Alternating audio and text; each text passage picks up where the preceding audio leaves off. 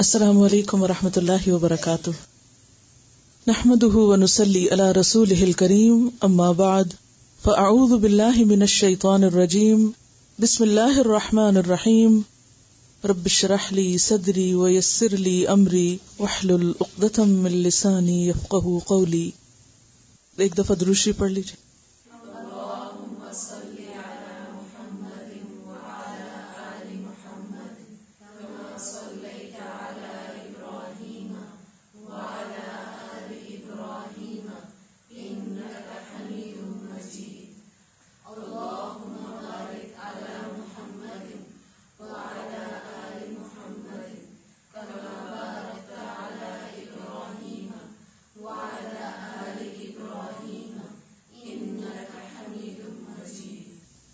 دعا مانگی.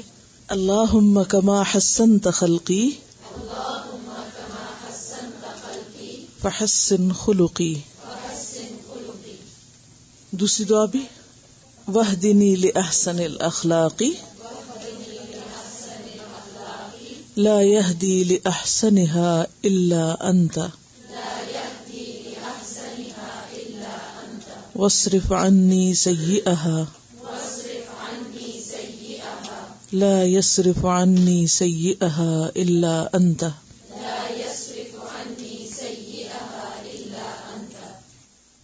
آج کا ہم نیا باب شروع کرتے ہیں. الحیاء شرم و حیا، ماڈسٹی. حیا کا لفظ یا سے ہے. حیا کا مطلب ہوتا ہے زندہ ہونا، تو حیا لفظ حیات سے ہے، زندگی سے ہے. حیا مقصورہ بھی لکھا جاتا ہے اور ممدودہ بھی، یعنی حمزہ کے بغیر صرف الف کے ساتھ بھی. تو حیا کا لفظ عربی زبان میں بارش، تر و تازگی اور نباتات کے لیے آتا ہے. بارش، تر و تازگی اور نباتات کے لیے. بارش سے موسم خوشگوار ہوتا ہے، تر و تازگی ہوتی ہے، اور اسی طرح جب ہر طرف سبزہ ہوتا ہے، نباتات ہوتی ہیں، تو اس وقت بھی ایک بہار کی کیفیت اور ایک خوشگوار کیفیت پیدا ہوتی ہے. یہی لفظ پھر آگے چل کر شرم و حیا کے لیے استعمال ہونے لگا. تو اس سے آپ اندازہ لگائیے کہ لفظ حیا ہے کہاں سے، اور حیا لاتا کیا ہے انسان کی زندگی میں. خوشگواری، تر و تازگی، تعلقات کی بھلائی، خوبی. اور یہ ایک حقیقت ہے کہ دل کی زندگی بھی حیا کے ساتھ ہے. اگر حیا نہ ہو تو دل مردہ ہوتا ہے. حیا گویا دل کا جاگنا ہے، زندہ ہونا ہے. یعنی یہ زندگی کس کی زندگی ہے؟ دراصل دل کی زندگی ہے. اور دل میں ایک ایسی کیفیت کا پیدا ہونا جس کو انقباض کہا جاتا ہے، یعنی ایک اندر جھجک اور اپنے اندر ہی ضمیر کا جاگنا اور احساس کی شدت کا نام ہے، جو انسان کو برائی سے روک دے، جو اللہ تعالی کے جاننے کے بارے میں کہ اللہ سب جانتا ہے اس کا پورا یقین رکھے. یعنی جو اللہ کے علم کا احساس رکھے یا اللہ کے علم کے احساس پر مبنی ہو. جیسے کہ سورۃ العلق آیت 14 میں آتا ہے، الم یعلم بان اللہ یرا، کیا وہ نہیں جانتا کہ اللہ دیکھتا ہے. اور یعلم خائنۃ الاعین وما تخفی الصدور، وہ جانتا ہے نگاہوں کی خیانت کو اور جو دلوں میں پوشیدہ ہے، جو دل چھپائے ہوئے ہیں. تو گویا حیا دل کی زندگی ہے، دل کا وہ احساس ہے جو انسان کو ہمیشہ چوکنا رکھتا ہے، جو انسان کے لیے برائی سے ایک روک بن جاتا ہے. آپ دیکھیے کہ اگر کوئی شخص مردہ ہو تو اس کو نہیں پتا کہ اس کے آس پاس کیا ہو رہا ہے. اسی طرح اگر کوئی شخص سو رہا ہو تو اس کو کوئی احساس نہیں ہوتا کہ اچھا ہو رہا ہے یا برا ہو رہا ہے، کون کیا کر رہا ہے. سوتے ہوئے انسان کو نہیں پتا ہوتا. بالکل اسی طرح اگر انسان کا دل مردہ ہو، دل سویا ہوا ہو، تو دل یا انسان اپنی غلطیوں کو نہیں دیکھ سکتا، اپنی خرابیوں کو نہیں جان سکتا اور اچھے برے کی تمیز نہیں کر سکتا اور برائی پر خود کو نہیں روک سکتا، تو حیا ایک طرح سے باخبر ہونے کا نام بھی ہے۔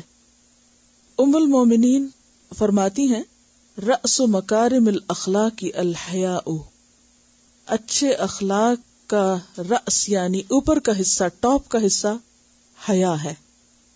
گویا اگر حیا ہے انسان کے اندر کا ایک احساس جاگتا ہے جو اسے اچھے اور برے میں فرق سجھاتا ہے، تو ہی انسان کے اندر حقیقی معنوں میں اچھا اخلاق پیدا ہو سکتا ہے۔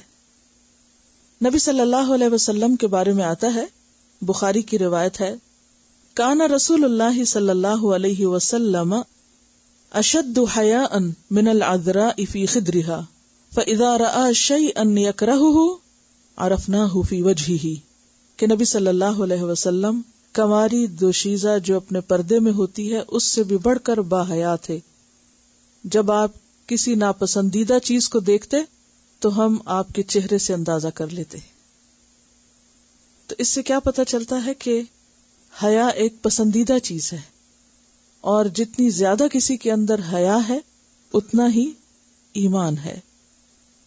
نبی صلی اللہ علیہ وسلم نے فرمایا الحیاء والعی شعبتان من شعب الایمان والبذاء والبیان شعبتان من شعب النفاق۔ ترمذی کی روایت ہے، الحیاء حیا، جو کہ بنیادی طور پر ایک اندر کی کیفیت ہے، اندر کی پکڑ ہے، خود کو خود پرکھنے اور خود کو خود جانچنے کی کیفیت کا نام ہے۔ والعی، اور بولنے سے عاجز ہونا، گفتگو میں عاجزی، ایمان کی شاخوں میں سے 2 شاخیں ہیں۔ والبذاء، اور بد کلامی، اجڑ پن، والبیان، اور باتونی ہونا، شعبتانی، 2 شعبے ہیں، من شعب النفاق، منافقت کے شعبوں میں سے یا منافقت میں سے۔ فرق کیا ہے؟ وجہ کیا ہے؟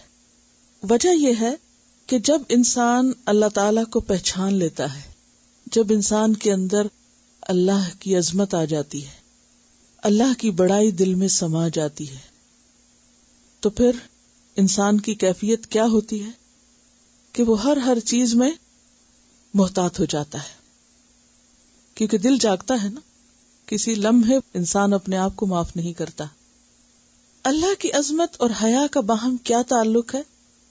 جب انسان اللہ تعالیٰ کو بڑا مان لیتا ہے تو پھر لازماً اس انسان کو اپنا آپ چھوٹا نظر آتا ہے اور وہ اپنی غلطیوں اور کوتاہیوں پر شرمندہ ہوتا ہے، اکڑتا نہیں ہے۔ جب کوئی شخص اللہ کا احسان پہچاننے لگتا ہے کہ میرے مالک کے مجھ پر کتنے احسان ہیں، پوری نعمتوں کے اوپر اس کی نظر ہوتی ہے، ہر طرف جدھر بھی نظر اٹھاتا ہے اس کو اپنے رب کی رحمتیں اور نعمتیں نظر آتی ہیں، اور اس کے مقابلے میں جب وہ اپنے آپ کو دیکھتا ہے تو شرم سے پانی پانی ہوتا ہے۔ اسی کیفیت کا نام حیا ہے۔ اس کے بغیر، اللہ کی معرفت کے بغیر، اللہ کی نعمتوں اور اس کے احسانات کی پہچان کے بغیر، حقیقی معنوں میں انسان کے اندر حیا پیدا ہو ہی نہیں سکتی۔ مثلاً آپ دیکھیے کہ آپ انسانوں میں سے کس سے حیا کرتے ہیں؟ کس سے شرم آتی ہے آپ کو؟ جس کا آپ پر کچھ احسان ہو، جس نے آپ کے ساتھ اچھا کیا ہو، اور پھر کسی وقت آپ جواب میں اس کے ساتھ برا کر جائیں تو اس کے بعد کیا کیفیت آتی ہے؟ کیا احساس ہوتا ہے انسان کا؟ شرمندگی۔ شرمندگی، یہی شرمندگی، یہی احساس ندامت حیا کو جنم دیتا ہے کہ اس رب نے میرے ساتھ کیا کیا اور میں کیا کر رہا ہوں۔ جب انسان کا دل جاگتا ہے تو ہی اس کو یہ فرق نظر آتا ہے، یہ فرق نظر آنے لگتا ہے۔ مردہ دل کو یہ فرق نظر نہیں آتا۔ جب ہی انسان پھر تنہائی میں بیٹھ کے روتا ہے کہ یا رب تو اتنا عظیم اور میرے کرتوت کیسے، اب میں کہاں کہاں تیری نافرمانیاں کرتا ہوں، کہاں کہاں میں نے تجھ سے حیا نہیں کی۔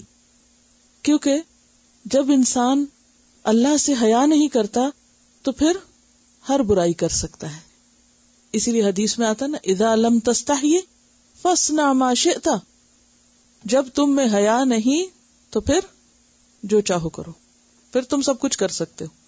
پھر انسان کسی حد پہ رکتا نہیں. لیکن حیا کی کیفیت ایک ایسی کیفیت ہے، اندر کا ایک انقباض اور اندر کا احساس ندامت انسان کو رلاتا بھی ہے اور انسان کو غلطیوں سے بچاتا بھی ہے، محتاط زندگی بسر کراتا ہے. یہیں سے پھر تقوی جنم لیتا ہے، یہیں انسان کو پھر اپنے قصور نظر آتے ہیں، یہیں سے تکبر کا خاتمہ ہوتا ہے. اور جب تکبر ختم ہوتا ہے تو پھر بہت سی خرابیاں اور بہت سی برائیاں آہستہ آہستہ خود ختم ہونے لگتی ہیں. تو اس لیے دل کا زندہ ہونا اور حیا کا ہونا زندگی ہے، حقیقی زندگی ہے، اصل زندگی ہے. اسی لیے اس کو ایمان کا ساتھی قرار دیا گیا ہے کہ حیا اور ایمان کیا ہے؟ ساتھ ساتھ ہیں. اگر حیا اٹھ گئی تو ایمان بھی اٹھ گیا. لیکن عام طور پر ہم اس کا معنی نہیں سمجھتے کہ کیسے حیا اٹھے تو ایمان جاتا اور ایمان جائے تو حیا جاتا ہے. یعنی جب ہمارا دل نہیں جاگتا، جب ہمیں اپنی کوتاہیاں نظر نہیں آتی، ہمیں شرمندگی نہیں ہوتی اپنی غلطیوں پر، تو اس کے برعکس کیا ہوتا ہے؟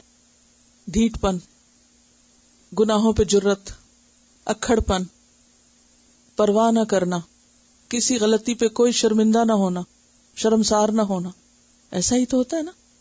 لیکن جب دل جاگتا ہوتا ہے تو پھر انسان کو اچھا برا نظر آتا ہے.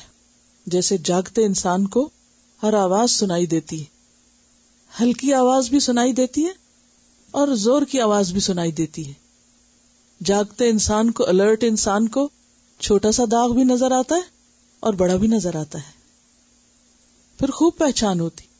لیکن جو تھکا ہوا ہو انسان، جو نیند کے غلبے میں ہو، جو مرنے کے کنارے پہنچا ہوا نزا کے عالم میں ہو، اس کے سامنے کو رو رہا ہو، چیخ رہا ہو تو اس کو پرواہ نہیں ہوتی، وہ نہیں سوچ سکتا ان کے بارے میں. کبھی آپ نے دیکھا ہوگا کہ جب آپ خود بہت تھکے ہوئے ہوں تو آپ کو پرواہ نہیں ہوتی کہ کوئی لڑ رہا ہے، کوئی کیا کر رہا ہے اور کیا نہیں کر رہا ہے. آپ سوچتے ہیں جو مرضی جس کا جی چاہے کرے. لیکن آپ جب بالکل فریش ہوتے ہیں، آپ کا ذہن تر و تازہ ہوتا ہے، تو آپ کو چھوٹی چھوٹی چیزیں نظر آنے لگتی. مثلاً اگر آپ صبح سویرے صفائی شروع کریں تو صفائی کیسی ہوتی ہے، اور اگر آپ رات سونے سے پہلے آپ صفائی کر رہے ہوں تو کیسے کرتے ہیں. فرق ہے نا. بالکل اسی طرح جب انسان اپنی ایمانی معرفت کی کیفیت میں ہوتا ہے تو چھوٹی چھوٹی غلطی سخت چبھتی نظر آتی ہے، شرمندگی ہوتی ہے، معافی مانگتا ہے انسان، اسے چھوڑنے کے طریقے سوچتا ہے. اور جب انسان بے حس ہوتا ہے، غافل ہوتا ہے، تو بڑی بڑی خطائیں اس کو کچھ بھی نظر نہیں آتی. حیا پیدا کیسے ہوتا ہے؟ بعض حکماء کا قول ہے کہ احی الحیاء بمجالست من یستحیا منہ. حیا کو زندہ کرو، یعنی حیا پیدا کرو. کیسے؟ ان لوگوں کی مجلس، صحبت سے کہ جن سے حیا کیا جاتا ہے. یعنی جب تم ایسے لوگوں کے بیچ میں ہو کہ جن سے تمہیں حیا آتی ہے تو ان کی مجلس میں بار بار بیٹھنے سے تمہارے اندر بھی وہ حیا پیدا ہو جائے گی. یعنی حیا کی کیفیت جو ہے وہ انسان کے اندر صرف علم سے نہیں آتی، صحبت صالح سے آتی ہے. صحبت صالح، کیونکہ انسان ان کے رویے اور ان کے عمل سے بہت کچھ سیکھتا ہے. ان کے رویے کو دیکھ کر پھر اپنی غلطیاں نظر آتی ہیں، اپنی گفتگو کا انداز، اپنے معاملات. اچھی صحبت اور اچھے لوگوں کی مجلس انسان کے اندر اچھائیاں پیدا کرتی ہے، کیونکہ بہت کچھ انسان خاموشی سے سیکھ رہا ہوتا ہے، بغیر کسی بات کے. تو خلاصہ یہ ہے کہ حیا زندگی کی علامت ہے، حیا ایمان کی علامت ہے، حیا اللہ کی معرفت کی علامت ہے. وہ معرفت جو انسان کے احساس سے جواب دہی اور ذمہ داری کو اجاگر کرتی ہے، انسان کے اندر یہ احساس پیدا کرتی ہے کہ وہ اس دنیا میں ذمہ دار ہے. وہ معرفت جو انسان کے اندر ایک سنجیدگی پیدا کرتی ہے، انسان کے اندر گہرائی پیدا کرتی ہے اور انسان کو غور و فکر کرنا سکھاتی ہے. با حیا ہونا، حیادار ہونا ایک پورا کلچر ہے.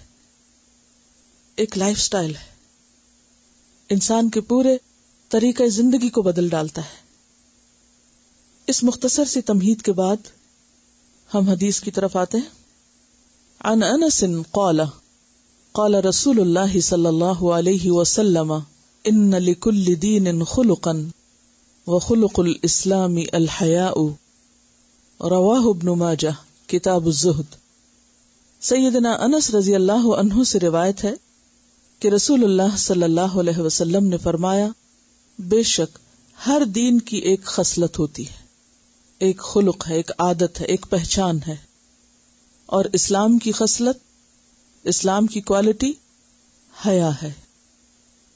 عن انس قال، حضرت انس رضی اللہ عنہ سے روایت ہے، کہتے ہیں قال رسول اللہ صلی اللہ علیہ وسلم، رسول اللہ صلی اللہ علیہ وسلم نے فرمایا، ان بے شک لکل دین ہر دین کے لیے خلقن ایک عادت ہے، خصلت ہے، کوالٹی ہے، وخلق الاسلامی اور اسلام کی کوالٹی یا پہچان یا خصلت الحیاء حیا ہے۔ تو گویا حیا اسلام کی پہچان ہے، مسلمان اپنی ظاہری پہچان کے اعتبار سے باحیا ہوتا ہے۔ اس حدیث کو حضرت انس بن مالک نے روایت کیا ہے۔ حضرت انس بن مالک کون تھے؟ بہت مشہور شخصیت ہے۔ حضرت انس رضی اللہ تعالی عنہ جن کی کنیت ابو حمزہ تھی، لقب خادم رسول اللہ صلی اللہ علیہ وسلم تھا، انصار کے معزز ترین خاندان بنو نجار سے تعلق رکھتے تھے، والدہ کا نام ام سلیم تھا، یہ ان کی کنیت تھی، نام سہلہ تھا، جیسے سہیلہ لکھتے ہیں نا، اسی طرح سہلہ یعنی آسان، ایزی۔ سہلہ بنت ملحان تھا، ان کی دوسری بہن ام حرام بنت ملحان تھی۔ ام سلیم نے نبی صلی اللہ علیہ وسلم کے مدینہ آنے سے پہلے اسلام قبول کر لیا تھا، اور ان کے شوہر ان کے اسلام قبول کرنے پر بالکل راضی نہیں تھے۔ شوہر کا نام مالک تھا، بہت سخت ناراض ہوئے، اور ناراض ہو کر گھر چھوڑا، شہر چھوڑا، ملک چھوڑا، شام میں جا بسے اور وہیں فوت ہو گئے، اور پیچھے انس ان کے پاس تھے۔ ذرا سوچیے آپ اس بات کو کہ ایک شوہر اپنی بیوی کو چھوڑ رہا ہے، کس پر؟ اسلام قبول کرنے پر، اب وہ گھر چھوڑ کے چلا جاتا ہے۔ ذرا سوچیے تھوڑی دیر کے لیے، اپنے آپ کو رکھ کے دیکھیے اس جگہ پر۔ ہم میں سے کتنے لوگ ہوں گے جو پھر بھی اسلام پر قائم رہے؟ ہم کہیں گے تم واپس آؤ، میں اسلام بھی چھوڑتی ہوں، تمہاری خاطر سب کرنے کو تیار ہوں، ہم تو اسلام بھی بیچ ڈالیں دنیا کی خاطر۔ بہرحال اللہ تعالیٰ ہر ایک کو اس کی حیثیت کے مطابق ہی آزماتا ہے۔ تو ان خواتین کی بہت بڑی قربانیاں ہیں۔ جب شوہر چلے گئے تو اس کے بعد ابو طلحہ نے ان کو نکاح کا پیغام دیا۔ ابو طلحہ مدینہ کے معزز ترین لوگوں میں اور بہت مالدار لوگوں میں سے تھے، بہت بڑے باغ کے مالک تھے۔ ابو طلحہ مسلمان نہیں تھے۔ انہوں نے ان کو کہا کہ تم اگر اسلام قبول کر لو تو وہ اسلام میرا حق مہر ہوگا، میں تم سے کچھ بھی نہیں لوں گی۔ عرب کے معاشرے میں حق مہر کو چھوڑ دینا، اور پھر وہ بھی اس مرد سے جو خود بہت مالدار ہے، کوئی معمولی بات نہیں ہے۔ اس سے آپ ان کے ایمان کا اندازہ کریں۔ یعنی وہ تو کہتی شکر ہے اتنا زبردست انسان، اس نے مجھے پروپوز کیا، اتنے باغوں کا مالک، اتنا مالدار، سب کچھ، بس مسلمان ہے یا نہیں؟ ٹھیک ہے، ہاں کر دو۔ نہیں، شرط رکھی، اور بہت خوبصورت انداز سے کہ تم ابو طلحہ ایک سمجھدار انسان ہو، اور لکڑی اور پتھر کاٹ کے اس سے بت بنا کے پوچھتے ہو، اگر تم ان کو چھوڑ دو، مسلمان ہو جاؤ، تو میں شادی کے لیے تیار ہوں۔ بہرحال وہ مسلمان ہو گئے، اور اس طرح ایک خاتون نے ایک بہت زبردست انسان کو مسلمان کیا، اور آپ جانتے ہیں کہ ان کا بہت بڑا باغ تھا جس کو انہوں نے پھر فی سبیل اللہ دیا تھا، تو وہ بھی ظاہر ہے کہ ان کے تعاون سے ہی دیا ہوگا بیوی کے۔ نبی صلی اللہ علیہ وسلم جب مدینہ تشریف لاتے ہیں تو انس اس وقت 9-10 سال کی عمر کے تھے، اور حضرت ام سلیم انگلی سے پکڑ کے ان کو نبی صلی اللہ علیہ وسلم کے پاس لے آتی ہیں اور کہتی ہیں کہ اللہ کے رسول صلی اللہ علیہ وسلم، میرا یہ بیٹا آپ کی خدمت کرے گا اور یہ لکھنا بھی جانتا ہے۔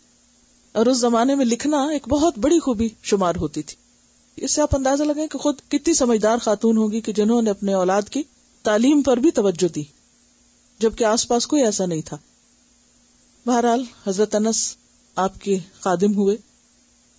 فجر کی نماز سے پہلے آپ کی خدمت میں حاضر ہوتے. آج ہم اپنے بچوں کو دیکھیں, کوئی اٹھے گا اس وقت فجر سے پہلے اور وہ آپ کے پاس پہنچتے اور پھر دوپہر تک ساتھ رہتے. ظہر کی نماز کے بعد گھر جاتے, پھر واپس آتے, پھر عصر کے بعد واپس جاتے. بہرحال زندگی اسی طرح گزرتی رہی. 10 سال جب تک آپ صلی اللہ علیہ وسلم زندہ رہے وہ آپ کی خدمت میں رہے. سیدنا انس رضی اللہ عنہ کہتے ہیں کہ رسول اللہ صلی اللہ علیہ وسلم سب لوگوں سے زیادہ اچھے اخلاق کے مالک تھے. ایک دن آپ نے مجھے ایک کام پر جانے کو کہا تو میں نے کہا کہ اللہ کی قسم میں نہیں جاؤں گا. یعنی آپ کے سامنے کہہ رہے ہیں, بچے تھے نا, اللہ کی قسم میں نہیں جاؤں گا. تھوڑی دیر کے لیے سوچیے اگر ہمارا کوئی بچہ ہمیں کہے. لیکن میرے دل میں یہی تھا کہ جس کام کے لیے آپ حکم دیتے ہیں جاؤں گا. یہ بچوں کی ایک ہوتی ہے نا, الٹی باتیں کرتے ہیں. جو انہیں کرنا ہوتا ہے وہ کہتے ہیں نہیں کروں گا, حالانکہ انہیں کرنا ہوتا ہے. اور ماں کو سمجھ آ جاتی ہے کہ جب یہ نہ کر رہے ہیں تو اس کا مطلب ہے کہ کریں گے. آخر میں وہاں سے نکلا, یعنی کام کے لیے کہا تو میں نکل گیا, کام کرنے جانے لگا. یہاں تک کہ مجھے کچھ لڑکے بازار میں ملے جو کھیل رہے تھے اور میں ان کو دیکھنے لگ گیا. کام میں دیر ہو گئی. یکایک رسول اللہ صلی اللہ علیہ وسلم نے پیچھے سے آ کر میری گردن پکڑ لی. میں نے آپ کی طرف دیکھا, یعنی اچانک پیچھے سے آ کے پکڑی ہوگی نا. میں نے دیکھا آپ ہنس رہے تھے. آپ نے فرمایا انیس, انس کی تصغیر ہے, انیس تو وہاں گیا جہاں میں نے جانے کا حکم دیا تھا, تو نے وہ کام کیا, کیونکہ آپ کو بھی پتا تھا یہ کہہ رہا ہے نہیں کروں گا اور یہ کرے گا, اسی لیے پوچھا کہ تم نے وہ کیا. میں نے کہا جی ہاں یا رسول اللہ صلی اللہ علیہ وسلم, میں جاتا ہوں, میں ابھی جا رہا ہوں. حضرت انس نے کہا اللہ کی قسم میں نے 9 برس تک آپ کی خدمت کی, مجھے یاد نہیں کہ کسی کام کے لیے جس کو میں نے کیا ہو تو آپ نے یہ فرمایا کہ تو نے ایسا کیوں کیا, یا کسی کام کو جو میں نے نہ کیا ہو آپ نے فرمایا ہو کیوں نہیں کیا. اس کا تعلق بھی حیا سے ہے. ایک اور روایت میں حضرت انس کہتے ہیں کہ رسول اللہ صلی اللہ علیہ وسلم کی ہتھیلی سے زیادہ نرم میں نے کسی دیباج و حریر کو بھی محسوس نہیں کیا.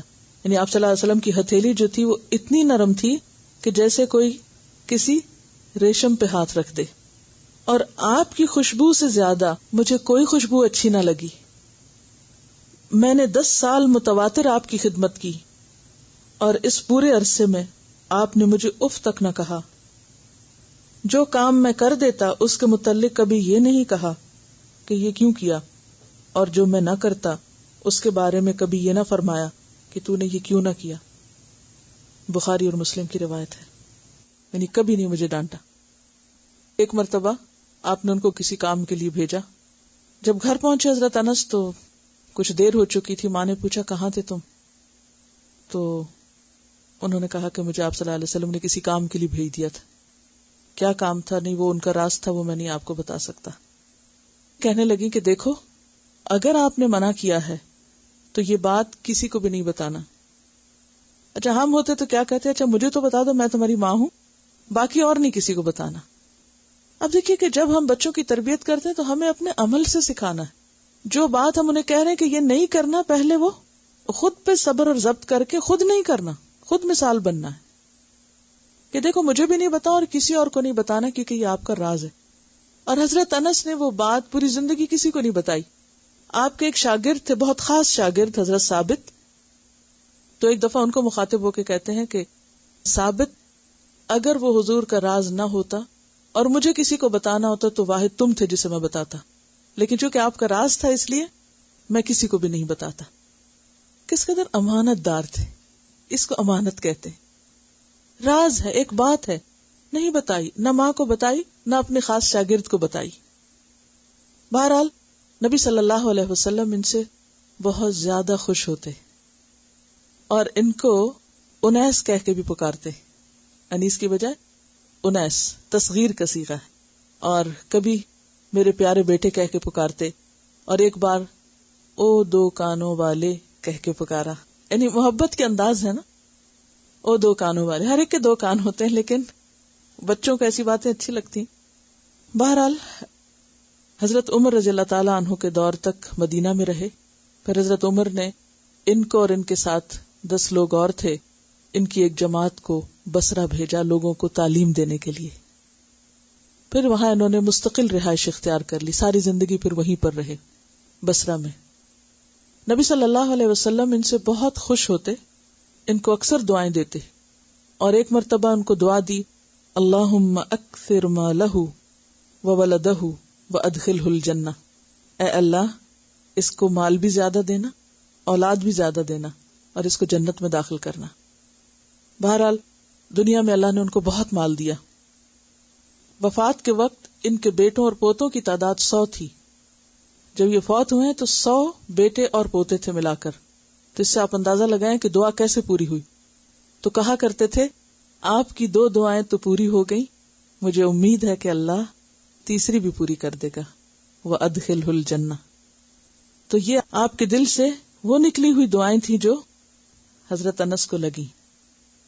بہرحال آپ سفر اور حضر میں آپ کے ساتھ رہتے ہر جگہ پر، اور براہ راست بہت کچھ سیکھنے کا اتفاق ہوا. اور پھر اس کے بعد 1000 سے زائد احادیث آپ سے روایت بھی کی. ساری زندگی تعلیم دینے کا کام کیا، اور اس کے ساتھ ساتھ بعض جنگوں اور دیگر کاموں پر بھی فائز ہوئے. بحرین کے گورنر بھی بنائے گئے، اور اس کے علاوہ بھی کچھ اور کام ان کی زندگی کے ملتے ہیں. حضرت انس یہ حدیث روایت کرتے ہیں، اور آپ اکثر احادیث کے شروع میں ان کا نام دیکھیں گے، انس ابن مالک. اس باپ کے بیٹے جو اسلام کی وجہ سے ناراض ہو کر چلا گیا، اسے نہیں معلوم کہ اس کی اولاد نے کیسا کیسا کام کیا. اس کو کہتے ہیں یخرج الحی من المیت، کہ زندہ کو مردہ سے نکالتا ہے. تو انس بن مالک رضی اللہ عنہ یہ روایت کرتے ہیں کہ آپ صلی اللہ علیہ وسلم نے یہ بتایا کہ ہر دین کا، یعنی ہر ریلیجن کا کوئی نہ کوئی ایک امتیازی نشان ہوتا ہے کہ جس کی وجہ سے وہ پہچانا جاتا ہے. اور اسلام کی پہچان کس میں ہے؟ حیا میں. اور حیا اگرچہ اندر کی ایک کیفیت ہے، لیکن براہ راست انسان کے عمل پر اثر انداز ہوتی ہے. انشاءاللہ زندگی رہی تو بتاؤں گی کہ حیا کا دائرہ کار کہاں کہاں ہے، کس طرح گفتگو میں، لین دین میں، اللہ تعالی سے معاملہ کرنے میں انسان کے اندر حیا کس طرح کام کرتا ہے، یعنی حیا کے مختلف سمتیں کیا ہیں. اگلی حدیث ہے عن ابی ہریرہ عن النبی صلی اللہ علیہ وسلم قال الایمان بضع وستون شعبۃ والحیاء شعبۃ من الایمان رواہ البخاری کتاب الایمان. سیدنا ابو ہریرہ رضی اللہ عنہ سے روایت ہے کہ نبی کریم صلی اللہ علیہ وسلم نے فرمایا کہ ایمان کی 60 سے کچھ اوپر شاخیں ہیں، اور حیا بھی ایمان کی ایک شاخ ہے. الایمان بدع، بدع کا لفظ آتا ہے 3 سے 9 تک کی تعداد کے لیے. یعنی اگر ہم 10 کے اوپر 3 سے زیادہ اور 9 سے کم ہندسہ استعمال کریں تو بعض اوقات ایگزیکٹ فگر بتایا جاتا ہے، اور بعض اوقات بدع کا لفظ بتا دیا جاتا ہے. تو الایمان بدع و ستون، 60 ستہ سے، شعبتن شعبہ ہے، شاخ، والحیاء اور حیا شعبتن ایک شعبہ ہے، من الایمان ایمان میں سے، یا ایمان ہی کی ایک شاخ ہے. تو گویا اس سے پہلی بات تو یہ پتہ چلتی ہے کہ ایمان محض ایک ایبسٹریکٹ چیز نہیں، بلکہ اس کا تعلق عمل سے ہے. ایمان محض زبانی اقرار کا نام نہیں، ایمان صرف دل کا یقین نہیں، بلکہ عمل میں اس کے اظہار کا نام ہے. تو ایمان کی 60 سے اوپر شاخیں، یعنی ایمان کا دائرہ کار بہت وسیع ہے. ایمان کی کئی برانچز ہیں، ایمان سے بہت کچھ پھوٹ کے نکلتا ہے، اور اس میں سے ایک چیز حیا بھی ہے. عن ابی ہریرہ قال قال رسول اللہ صلی اللہ علیہ وسلم الحیاء من الایمان والایمان فی الجنۃ والبذاء من الجفاء والجفاء فی النار. سیدنا ابو ہریرہ رضی اللہ عنہ سے روایت ہے کہ رسول اللہ صلی اللہ علیہ وسلم نے فرمایا، حیا ایمان میں سے ہے، اور ایمان جنت میں لے جاتا ہے، اور بے حیائی کوڑا کرکٹ ہے. اور کوڑا کرکٹ آگ میں لے جاتا ہے. الحیاء من الایمان، جیسے کہ پچھلی حدیث میں بھی آیا کہ شعبۃ من الایمان، اور یہاں ہے من الایمان. والایمان فی الجنہ، اور جنت میں لے جانے والی چیز ایمان ہے. والبذاء، اور فحش گوئی. بذاء فحش گوئی یا گفتگو میں جھگڑا کرنا، جھگڑالو پن، باتوں میں ایک دوسرے کے ساتھ بد کلامی کرنا. من الجفائی، جفا میں سے ہے. یہ لفظ دو طرح پڑھا گیا ہے، جفا بھی اور جفا بھی. اگر جفا پڑھا جائے تو آپ نے یہ لفظ قرآن پاک میں بھی پڑھا ہے. کیا معنی پڑھا تھا وہاں؟ جھاگ اور کوڑا کرکٹ. اور اگر اسے جفا پڑھا جائے تو جفا کا معنی ہوتا ہے بدسلوکی، کھردرا پن، اعراض کرنا، بدسلوکی سے پیش آنا، یعنی بد اخلاقی اور اکھڑ پن سے پیش آنا. یعنی کوئی شخص آرام سے بات کرے تو جواباً اس پہ برس پڑنا، جھگڑ کے جواب دینا، سختی سے جیسے کولڈ رویہ اختیار کرنا. یہ سب چیزیں جفا میں آتی ہیں.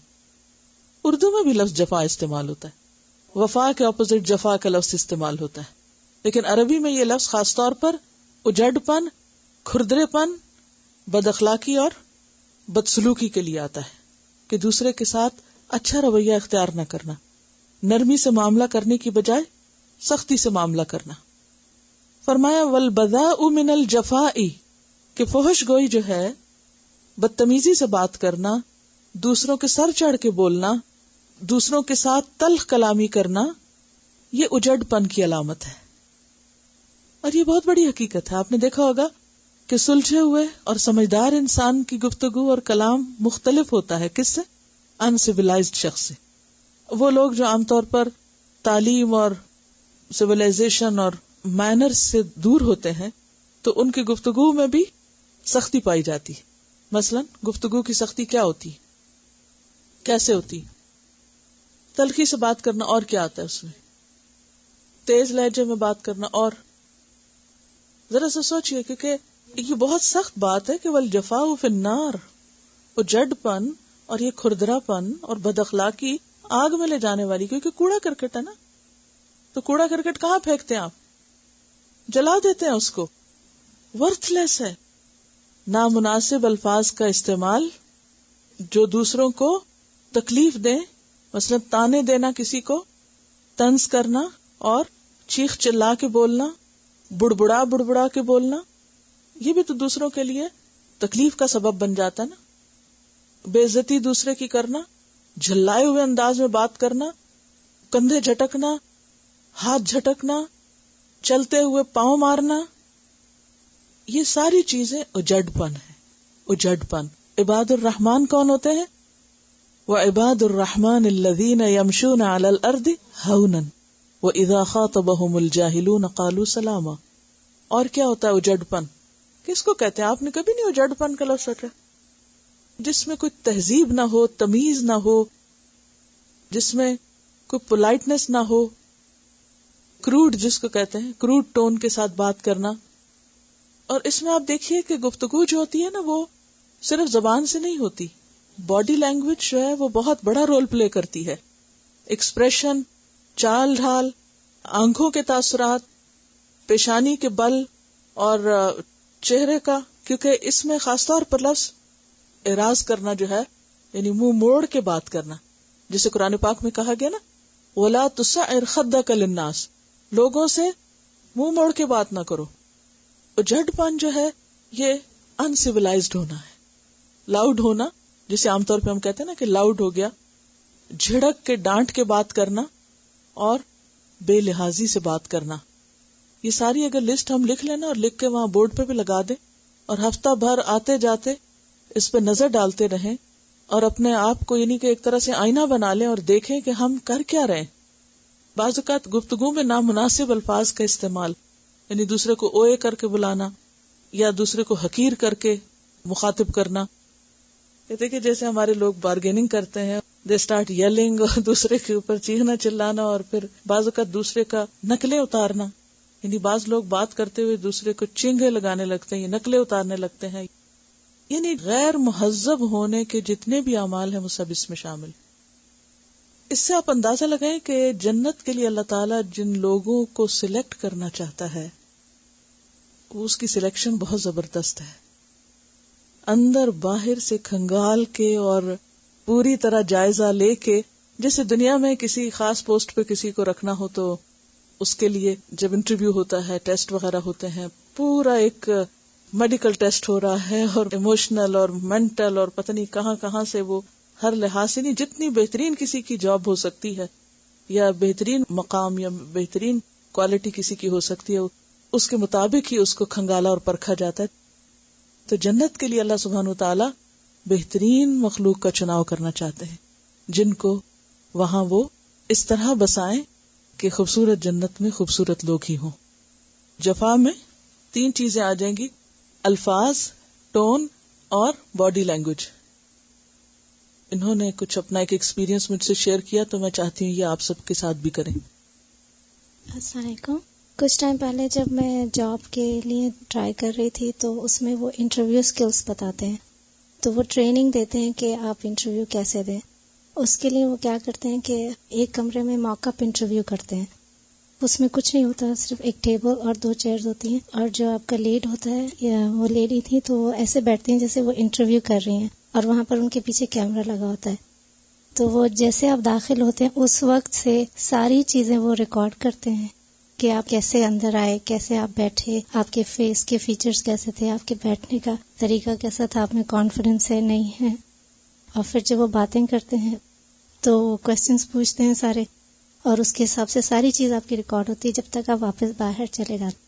پھر وہ کیا کرتے ہیں کہ جب وہ سارے کلاس میں باقی اسٹوڈنٹس ہوتے ہیں تو ان کے ساتھ وہ ویڈیو ڈسپلے کرتے ہیں، سب پلے بیک کرتے ہیں، اور سارے لوگ وہ بیٹھ کر دیکھتے ہیں، اور سب کو پھر وہ چانس دیتے ہیں کہ اب آپ دیکھیں اس کو اور بتائیں کہ اب غلطی کہاں تھی، اچھا کیا تھا، بہتر کیا ہو سکتا ہے. تو وہ سب پوائنٹ کرتے ہیں کہ، اور وہ خود جب دیکھتے ہیں تو لگتا ہے کہ ہم ایسے کر رہے تھے.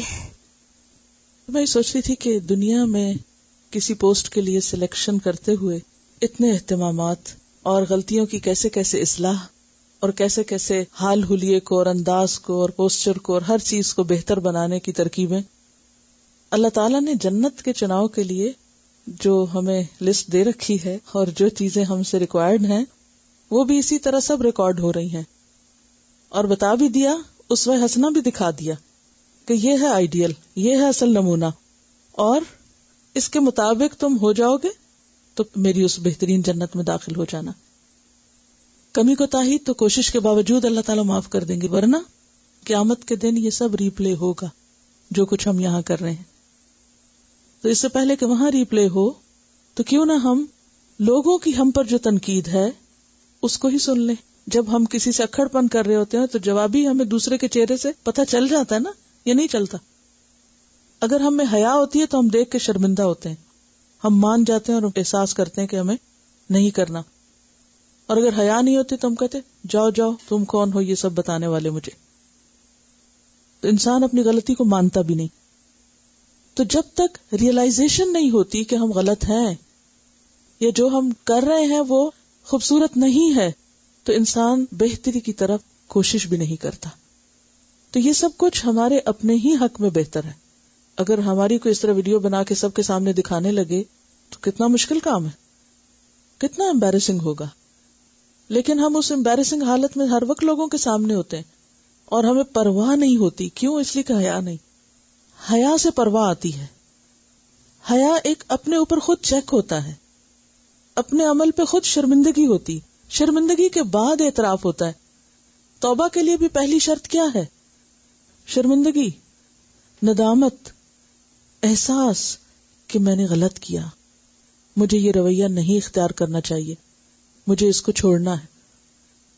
تو فرمایا الحیاء من الایمان والایمان فی الجنت، ایمان جنت میں ہوگا یعنی ایمان والے جنت میں ہوں گے.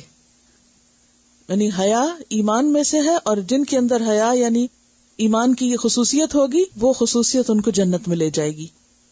والبذاء، اور فحش گوئی، بد تہذیبی اور بد اخلاقی، من الجفاء، جفا میں سے ہے. والجفاء فی النار، اور جفا آگ میں ہے. اور اگر اس کو جفا پڑھیں تو اس کا معنی کیا ہوگا کہ بے حیائی کوڑا کرکٹ ہے، یعنی اس کی کوئی حیثیت نہیں. اور کوڑا کرکٹ آگ میں ہے. آگ میں لے جاتا ہے نہیں بلکہ آگ میں ہے. اگر لفظی ترجمہ دیکھیں نا، والجفاء فی النار، جفا آگ میں، یعنی وہ آگ ہی کے قابل ہے.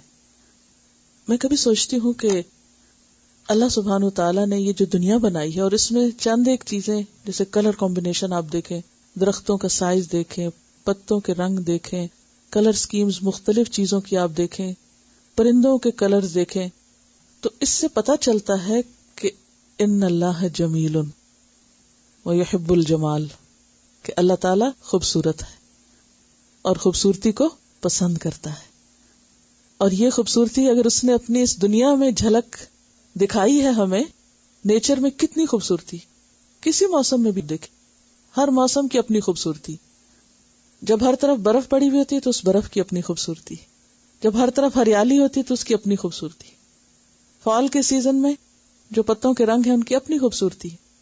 برائٹ ڈے ہو، آسمان نیلا ہو، اس کی اپنی ایک خوبصورتی.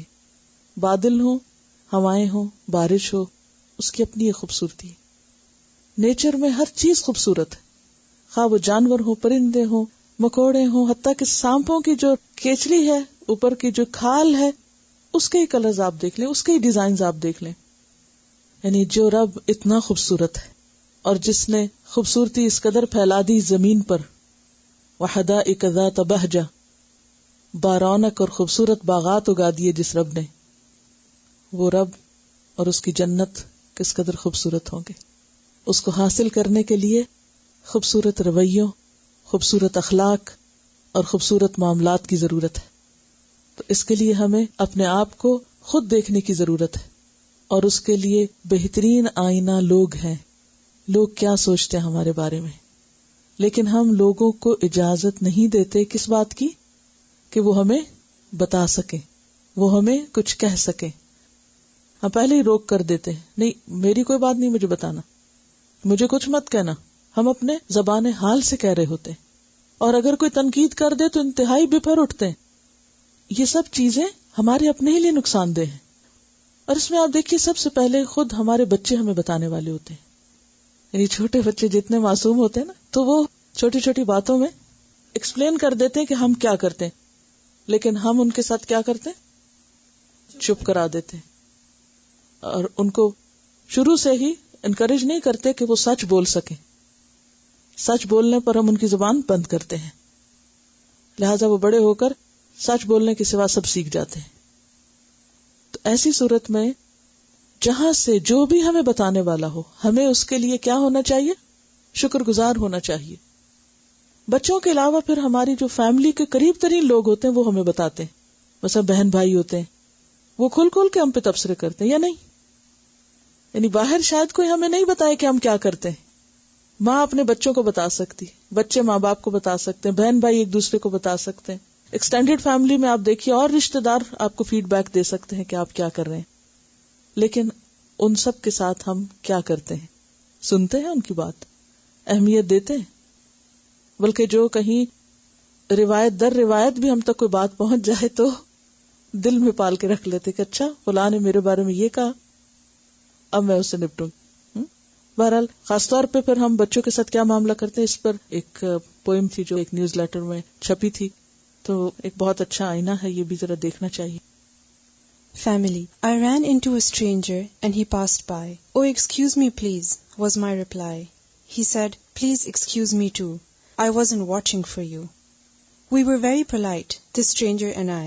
We went on our way and we said goodbye. But at home a different story is told.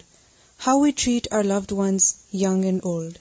Later that day, cooking the evening meal, my son stood beside me very still. When I turned, I nearly knocked him down. Move out of the way, I said with a frown. He walked away, his little heart broken. I didn't realize how harshly I'd spoken. While I lay awake in bed, God's still small voice came to me and said, while dealing with a stranger, common courtesy you use, but the family you love, you seem to abuse. Go and look on the kitchen floor. You'll find some flowers there by the door. Those are the flowers he brought for you. He picked them himself. Pink, yellow and blue. He stood very quietly, not to spoil the surprise. You never saw the tears that filled his little eyes. By this time I felt very small, and now my tears began to fall. I quietly went and knelt by his bed. Wake up, little one, wake up, I said. Are these the flowers you picked for me? He smiled. I found them out by the tree. I picked them because they're pretty like you. I knew you'd like them, especially the blue. I said, son, I'm very sorry for the way I acted today. I shouldn't have yelled at you that way. He said, oh mom, that's okay. I love you anyway. I said, son, I love you too. And I do like the flowers, especially the blue. It's a beautiful picture of our behavior. کہ اگر ہم باہر کسی سے ذرا سا بھی کوئی ٹچ کر جائیں یا کوئی ہم سے تھوڑی سی بھی غلطی ہے تو ہم کئی دفعہ سوری بولیں گے, ایکسکیوز می بولیں گے. لیکن گھر میں اگر بچہ رستے میں آ جائے تو ایک دم اس پہ چلا پڑیں گے کہ تم یہاں کھڑے کیوں ہوئے تھے جو مجھے ٹکر لگی. یہی تو ٹیسٹ ہے ہمارا. یہاں اگر ہم پاس ہو جائیں تو پاس ہیں, لیکن کچھ بھی ناممکن نہیں, سب ہو سکتا ہے اگر ہم آئینہ دیکھ لیں, تہیا کر لیں کہ نہیں مجھے یہاں بھی وہی کرنا ہے جو میں دوسری جگہ کر رہی. کہتی ہے کہ ہم چھوٹے تھے تو ہماری مدر کہا کرتی تھی کہ ستے پتنو چومیا تھی کی چومیا, یعنی جب بچہ سو رہا ہو تو اس وقت آپ لاڈ کر رہے ہیں اس سے, تو یہ تو کچھ نہیں. بات یہ ہے کہ جب وہ تنگ کر رہا ہے اور اس وقت حوصلہ دکھایا جائے اور اس کے اعتماد کو بحال کیا جائے, کیونکہ وہ تو بہرحال بچہ ہے, اس سے تو غلطیاں ہوں گی. اور اس طرح ہم کتنا ہی بچوں کا کانفیڈینس اور ان کا اعتماد جو ہے وہ ختم کر کے رکھ دیتے ہیں. جہاں ہنسنا نہیں چاہیے وہاں ان کے اوپر ہم ہنسنا شروع کر دیتے ہیں, اور وہ حیران پریشان دیکھتے ہیں کہ ہم نے کیا. بعض اوقات معصوم حرکتیں ایسی ہوتی ہیں نا, جہاں ہمیں ان کو ڈانٹنا نہیں چاہیے وہاں ڈانٹ دیتے ہیں. اور اس طرح ہم جنریشن آفٹر جنریشن یعنی کہ بچوں کے ساتھ بھی ظلم کرتے ہیں. اب آپ دیکھیے حضرت انس کی جو ہم نے مثال آج پڑھی, وہ کیا کہتے ہیں کہ میں 10 سال آپ کی خدمت میں رہا, کسی بات پہ آپ نے مجھے ڈانٹا نہیں, اور کسی بات پر آپ نے یہ نہیں کہا کہ یہ تم نے کیوں نہیں کیا. اب آپ دیکھیے کہ ایک بچہ 10 سال کی عمر میں, ہمارے بچے صبح فجر کی نماز پڑھنے کہاں جائیں گے؟ وہ 10 سال کی عمر میں فجر سے پہلے نبی صلی اللہ علیہ وسلم کی خدمت میں پہنچتے. کوئی معمولی بات نہیں ہے. اور ایک بچہ اگر اتنی قربانی کر کے آ رہا ہے تو کیوں آ رہا ہے؟ آخر اس کو محبت ملتی تو آ رہا ہے نا. ان سالم ابن عبداللہ ان ابیہ ان رسول اللہ صلی اللہ علیہ وسلم مر على رجل من الانصار وهو يعظ اخاه في الحياء فقال رسول الله صلی اللہ علیہ وسلم دعه فإن الحياء من الإيمان. رواہ البخاری کتاب الایمان. سیدنا سالم بن عبداللہ اپنے والد سے روایت کرتے ہیں کہ ایک دفعہ رسول اللہ صلی اللہ علیہ وسلم ایک انصاری شخص کے پاس سے گزرے, اس حال میں کہ وہ اپنے بھائی کو حیا کے بارے میں واز کر رہے تھے. آپ نے اس انصاری سے فرمایا کہ اس کو اس کے حال پہ رہنے دو, کیونکہ حیا بھی ایمان ہی کا ایک حصہ ہے. سالم بن عبداللہ اپنے والد سے روایت کرتے ہیں ان رسول اللہ کہ بے شک رسول اللہ صلی اللہ علیہ وسلم مر علی رجل گزرے ایک شخص کے پاس سے, یعنی راستے میں کوئی شخص دوسرے سے بات کر رہا تھا تو آپ اس کے پاس سے گزرے. من الانصاری وہ جو انصار میں سے تھا, وہ ہوا اور وہ یعظو نصیحت کر رہا تھا, اخاہ اپنے بھائی کو, فی الحیاء حیا کے معاملے میں. اور نصیحت کیا کر رہا تھا کہ حیا کرنے کی ضرورت نہیں اور ڈرنے کی ضرورت نہیں اور شرمانے کی ضرورت نہیں, جو تمہارے دل میں آئے کہہ دو, یعنی اس قسم کے اس کو مشورے دے رہا تھا. تو آپ صلی اللہ علیہ وسلم نے کیا کیا؟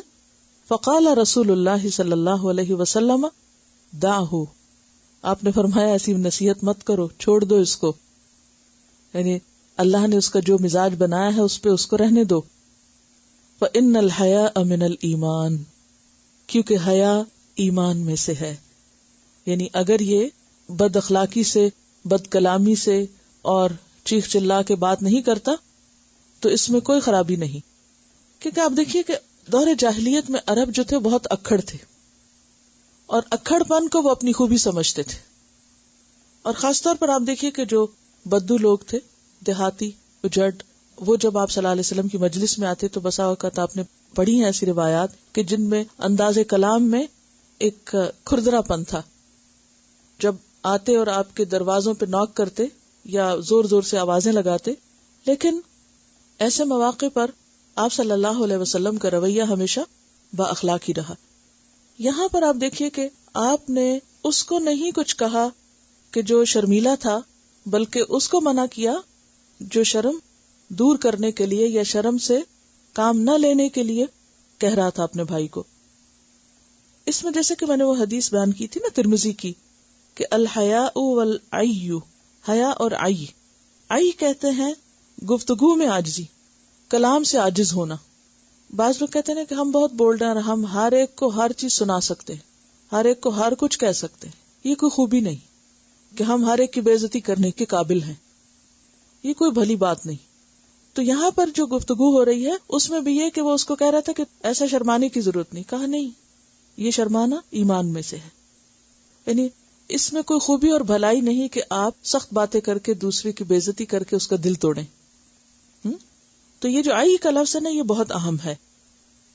آئی کا لفظ معنی ہوتا ہے تھکنا، عاجز ہونا، یعنی بہت زیادہ بولڈ نہ ہونا، بہت زیادہ نہ بول سکنا، یعنی بولنے میں ود ہولڈ کرنا، بولتے ہوئے شرما جانا. تو بہرحال آپ صلی اللہ علیہ وسلم نے کیا فرمایا کہ اس کو اس کے حال پر رہنے دو. عن ابی السوار العدوی قال سمعت عمران بن حسین قال قال النبی صلی اللہ علیہ وسلم الحیاء لا یأتی الا بخیر. ابی سوار العدوی سے روایت ہے کہ انہوں نے سیدنا عمران ابن حسین رضی اللہ عنہ سے سنا کہ نبی کریم صلی اللہ علیہ وسلم نے فرمایا حیا ہمیشہ بھلائی ہی لاتی ہے. ابو سوار العدوی سے کیا روایت ہے؟ انہوں نے ایک اور صحابی سے یہ روایت سنی کہ نبی صلی اللہ علیہ وسلم فرماتے ہیں کہ الحیاء لا یاتی، حیا نہیں لاتی الا بخیر مگر خیر ہی، یعنی جھجکنا، شرمانا، اس میں کوئی برائی نہیں ہے اور اس سے کوئی نقصان نہیں ہوگا بلکہ اس سے بہتری ہی ہوگی. الحیاء لا یاتی الا بخیر، بولے الحیاء لا یاتی الا بخیر، الحیاء لا یاتی الا بخیر، الحیاء لا یاتی الا بخیر. آج کے موضوع سے متعلق ہوم ورک کیا ہوگا؟ اکھڑ پن میں جو بھی باتیں آتی ہیں ان کی لسٹ بنانا ہے اور ان کو اپنے اندر دیکھنا کہ کہیں ہمارے اندر تو نہیں ہے اس میں سے کچھ. اکھڑ پن، اجڑ پن اور بد اخلاقی، یعنی یہ تینوں ملی جلی چیزیں ہیں نا، جفا، ان تمام چیزوں کی لسٹ تیار کرنا جو جفا میں آتی ہیں یا جفا میں شمار ہوتی ہیں یا اکھڑ پن میں شمار ہوتی ہیں، بد تہذیبی اور بدتمیزی میں شمار ہوتی ہیں. اور اس میں تینوں چیزیں الفاظ، لہجہ اور باڈی لینگویج. اور پھر وہ لسٹ بنا کر، یعنی آپ ایسا بھی کر سکتے ہیں نا کہ کہیں بھی ایک کاغذ چپکا لیں، گھر میں کوئی اسٹیکی نوٹ لگا لیں اور پھر جہاں کوئی چیز اپنے میں دیکھیں، کسی میں دیکھیں تو فوراً وہاں لکھ لیں اور پھر اس کی روشنی میں اپنا جائزہ لیتے رہیں. وآخر دعوانا ان الحمد للہ رب العالمین. سبحانک اللہم وبحمدک، نشہد ان لا الہ الا انت، نستغفرک ونتوب الیک. والسلام علیکم ورحمۃ اللہ وبرکاتہ. نحمده ونصلی علی رسولہ الکریم، اما بعد فاعوذ باللہ من الشیطان الرجیم. بسم اللہ الرحمن الرحیم. رب اشرح لی صدری ویسر لی امری واحلل عقدۃ من لسانی یفقہوا قولی. ایک دفعہ درود شریف پڑھ لیجیے.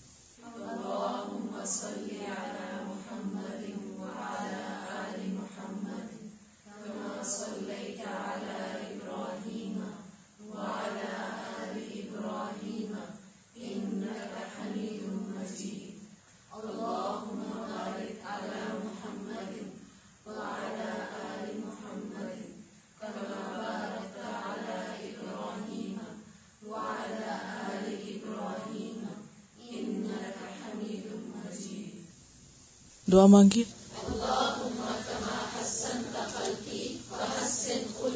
دوسری دعا بھی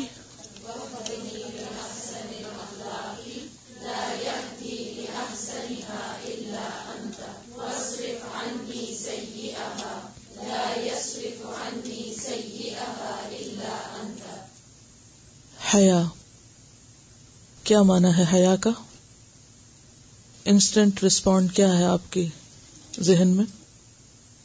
حیا کا لفظ زندگی سے ہے، حیات سے ہے. اور حیا کی زندگی کے علاوہ اور کیا معنی ہے؟ بارش، تر و تازگی، اور نباتات کے لیے بھی آتا ہے، پودوں کے لیے بھی آتا ہے. کیونکہ وہ بھی زندگی کی علامت ہوتے ہیں. اور اسلام کی اصطلاح میں حیا کس کو کہتے ہیں؟ دل کے اندر ایسا احساس جو انسان کو زندہ رکھتا ہے، چوکنا رکھتا ہے، برائی سے روکتا ہے اور اللہ کی معرفت پر مبنی احساس. اور ہر انسان میں حیا کے درجات مختلف ہوتے ہیں. حیا کا تعلق معرفت سے ہے.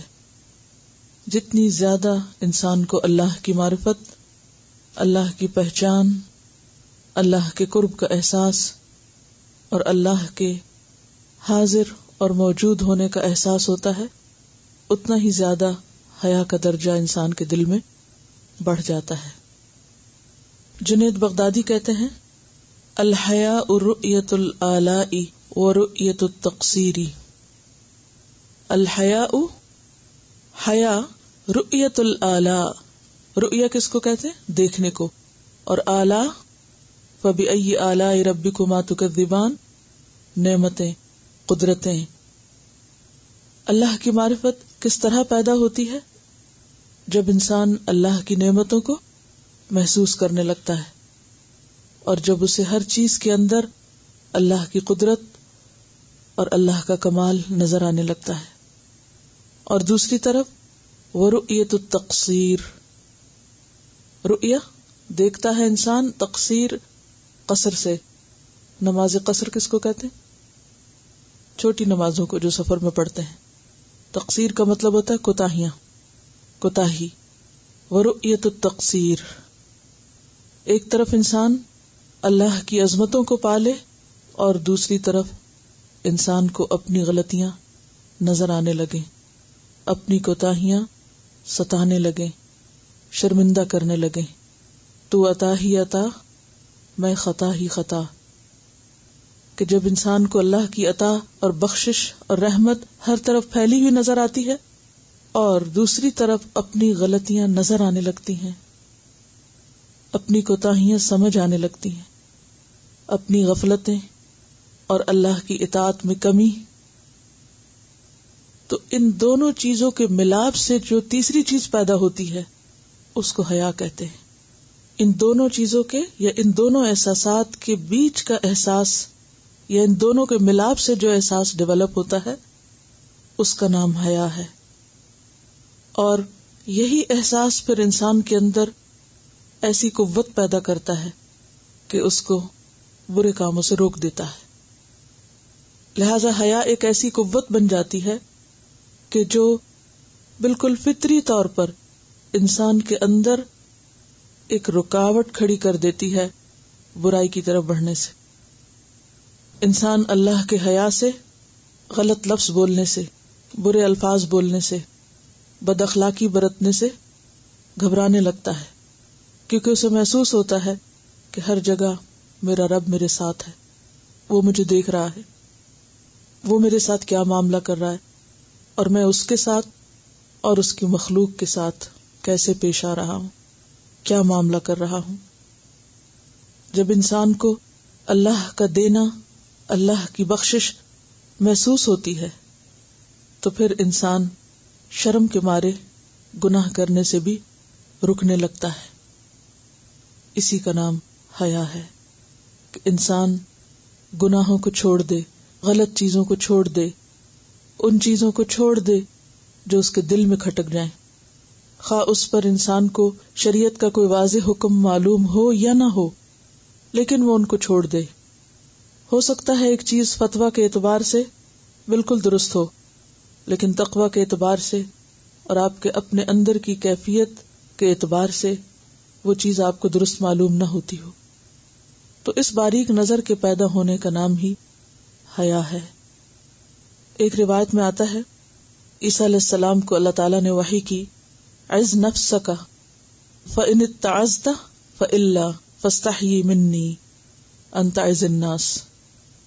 عز نفسک، اپنے آپ کو واز کرو، خود کو خود واز کرو، خود کو خود سمجھاؤ. پھر اگر تم نصیحت پکڑ جاؤ، یعنی اپنا خود کو سمجھانے سے سمجھ جاؤ، تو پھر لوگوں کو سمجھاؤ. اور اگر خود نہیں سمجھتے ہو، خود نصیحت نہیں پکڑتے ہو، وَإِلَّا فَاسْتَحِي مِنِّي، تو مجھ سے حیا کرو. کہ جو چیز تم خود کو خود سے نہیں کرا سکتے پھر دوسروں کو کرنے کے لیے کیوں کہتے ہو. انت تعظ الناس، کہ تم لوگوں کو تو واز کرتے ہو، لوگوں سے تو اچھا ایکسپیکٹ کرتے ہو، اور خود ان کے ساتھ اچھا کرتے ہوئے یا خود اپنی زندگی میں اس اخلاق کو لاتے ہوئے تمہیں احساس ہی نہیں ہوتا کہ یہ تمہارے بھی کرنے کا کام ہے. فضیل بن عیاض کہتے ہیں کہ 5 چیزیں انسان کی بدبختی کی علامت ہیں، یعنی جس کے اندر یہ 5 چیزیں ہیں وہ بدقسمت انسان ہے، بدبخت انسان ہے. نمبر 1، القسوۃ فی القلب، دل کی سختی، دل کا سخت ہونا. نمبر 2، جمود العین، آنکھوں کا جمود، آنکھ سے آنسو نہ بہنا. نمبر 3، قلت الحیا، حیا کی کمی. نمبر 4، والرغبۃ فی الدنیا، دنیا میں رغبت، دنیا کی محبت، دنیا کی طرف کھنچتے چلے جانا. اور نمبر 5، طول الامل، لمبی لمبی امیدیں باندھنا، اور وہ ساری دنیا ہی کے بارے میں. تو قلت حیا اور حیا کا نہ ہونا اور ڈھیٹ بن کر، بے حیا بن کر ہر غلط کام کرتے چلے جانا، اس میں کوئی خوبی کی بات نہیں، یہ دراصل بدقسمتی کی بات ہے کہ انسان غلط کر بھی رہا ہے اور اسے اپنی غلطی کا احساس بھی نہیں. اپنی غلطی اور اپنی کوتاہی کا احساس اگر کسی کو دیکھنا ہو، جاننا ہو، تو فرشتوں کے حیا کو دیکھے کہ جو دن رات اللہ کی تسبیح کرتے ہیں. قرآن پاک میں آتا ہے کہ وہ اس طرح تسبیح کرتے ہیں کہ رکتے ہی نہیں، کسی وقت دم ہی نہیں لیتے، کوئی وقفہ ہی نہیں کرتے. فَإِذَا كَانَ يَوْمُ الْقِيَامَةِ، لیکن قیامت کے دن کیا کہیں گے؟ قَالُوا سُبْحَانَكَ مَا عَبَدْنَاكَ حَقَّ عِبَادَتِكَ، پاک ہے تو، ہم تیری عبادت کا حق ادا ہی نہیں کر سکے، ہم تیری عبادت کا حق ادا ہی نہیں کر سکے. یہ ہے حیا التقصیر، اپنی کوتاہی کا احساس، کہ سب کچھ کر کے بھی یہی سمجھنا کہ حق تو یہ ہے کہ حق ادا نہ ہوا. کہاں یہ کہ انسان کوئی چھوٹا سا کام کر کے اپنے آپ کو بڑی چیز سمجھنے لگے اور پھر شیخی بگاڑنے لگے اور دوسروں پہ رعب جتانے لگے اور اپنی نیکیوں کا پرچار کرنے لگے. فرشتوں کے حیا میں اور ان کے اعتراف خطا میں حضرت آدم علیہ السلام کا واقعہ جو قرآن پاک میں آتا ہے، اس میں بھی آپ نے دیکھا کہ جب اللہ سبحانہ وتعالیٰ نے ان سے کہا کہ ان چیزوں کے نام بتاؤ، وہ نہیں بتا سکے اور آدم نے بتا دیے تو فوراً پکار اٹھے، سبحانک لا علم لنا الا ما علمتنا.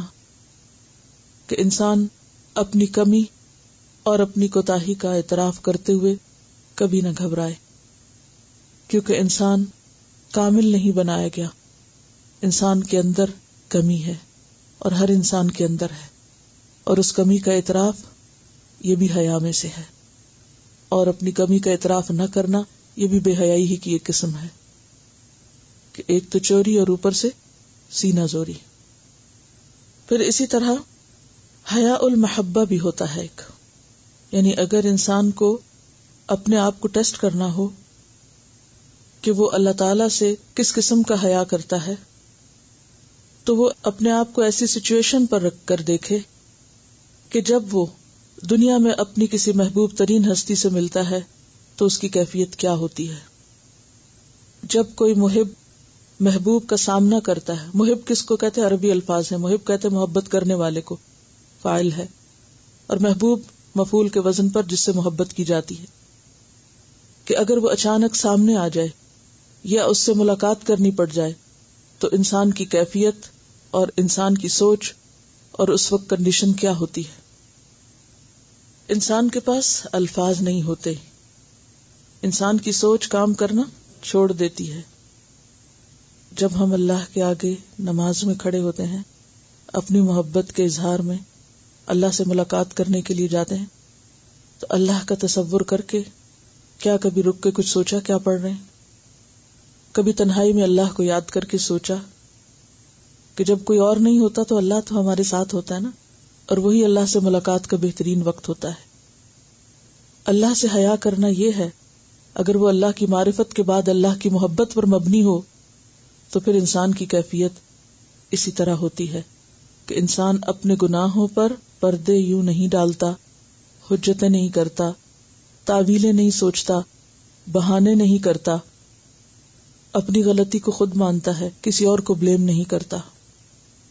اس کی زبان پھر رک جاتی ہے، اللہ کے حیا سے رک جاتی ہے. ہم سب اللہ سے محبت کے دعوے کرتے ہیں، لیکن سچ پوچھیں تو اتنی محبت بھی نہیں کرتے جتنی ہم کسی انسان سے کرتے ہیں. کیونکہ کسی انسان سے محبت کے بعد ہماری کیفیت کیا ہوتی ہے، اور اگر اس کا سامنا ہو اور اس سے بات کرنی ہو تو کیفیت کیا ہوگی. کبھی زندگی میں ایک بار ہی صحیح اللہ سے بات کرتے ہوئے اور اللہ کے ساتھ سرگوشیاں کرتے ہوئے ہماری ایسی کیفیت ہو، یا غلطی کرنے کے بعد ہم پھر مان جائیں اس کو اور چپ ہو جائیں، یہ سوچ کر کے اس کو تو سب پتا ہے، اس کے سامنے کیسے بہانہ کر سکتا ہوں.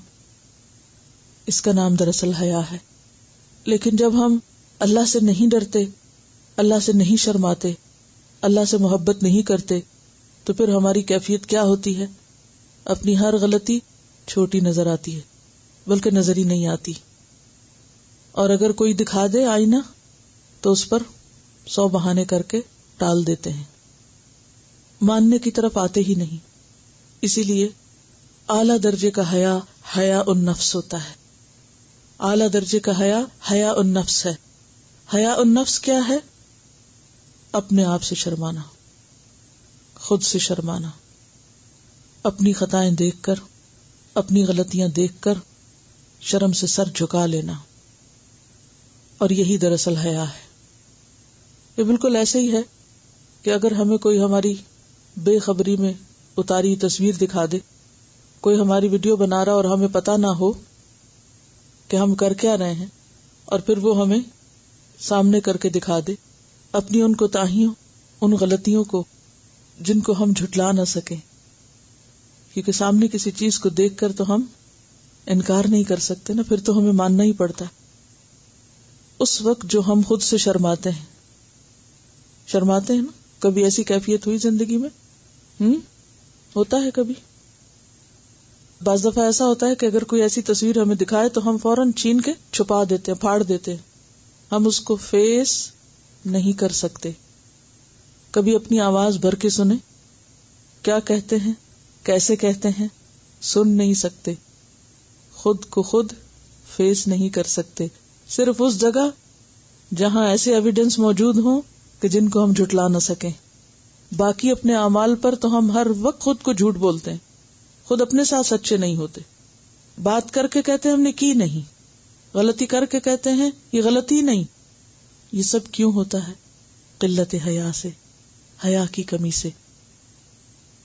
کوئی گیم کسی کا بتا رہی ہیں کہ جب دوسروں کی نقل اتار کے کہ کون کیسے چلتا ہے اور کون کیسے بولتا ہے، اگر کوئی اور کر کے دکھائے، یعنی ہمارے کردار کی ایکٹنگ کر کے کوئی اور دکھائے، تو اس وقت ہمیں پتہ چلتا ہے اچھا ہم ایسا بھی کرتے ہیں.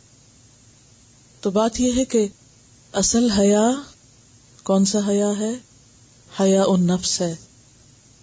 جب تک انسان کے اندر حیا النفس پیدا نہیں ہوتا، اپنے آپ سے حیا نہیں آتی، اس وقت تک حیا نہیں آتا.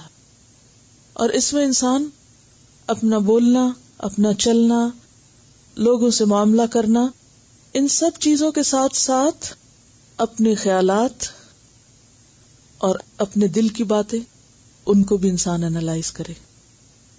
اپنے تنہائی کے اوقات، اپنے دل میں آنے والی باتیں، اپنی سوچیں، ان سب کے اوپر نظر رکھنا، یہ ہمارے اپنے سوا کوئی بھی نہیں کر سکتا.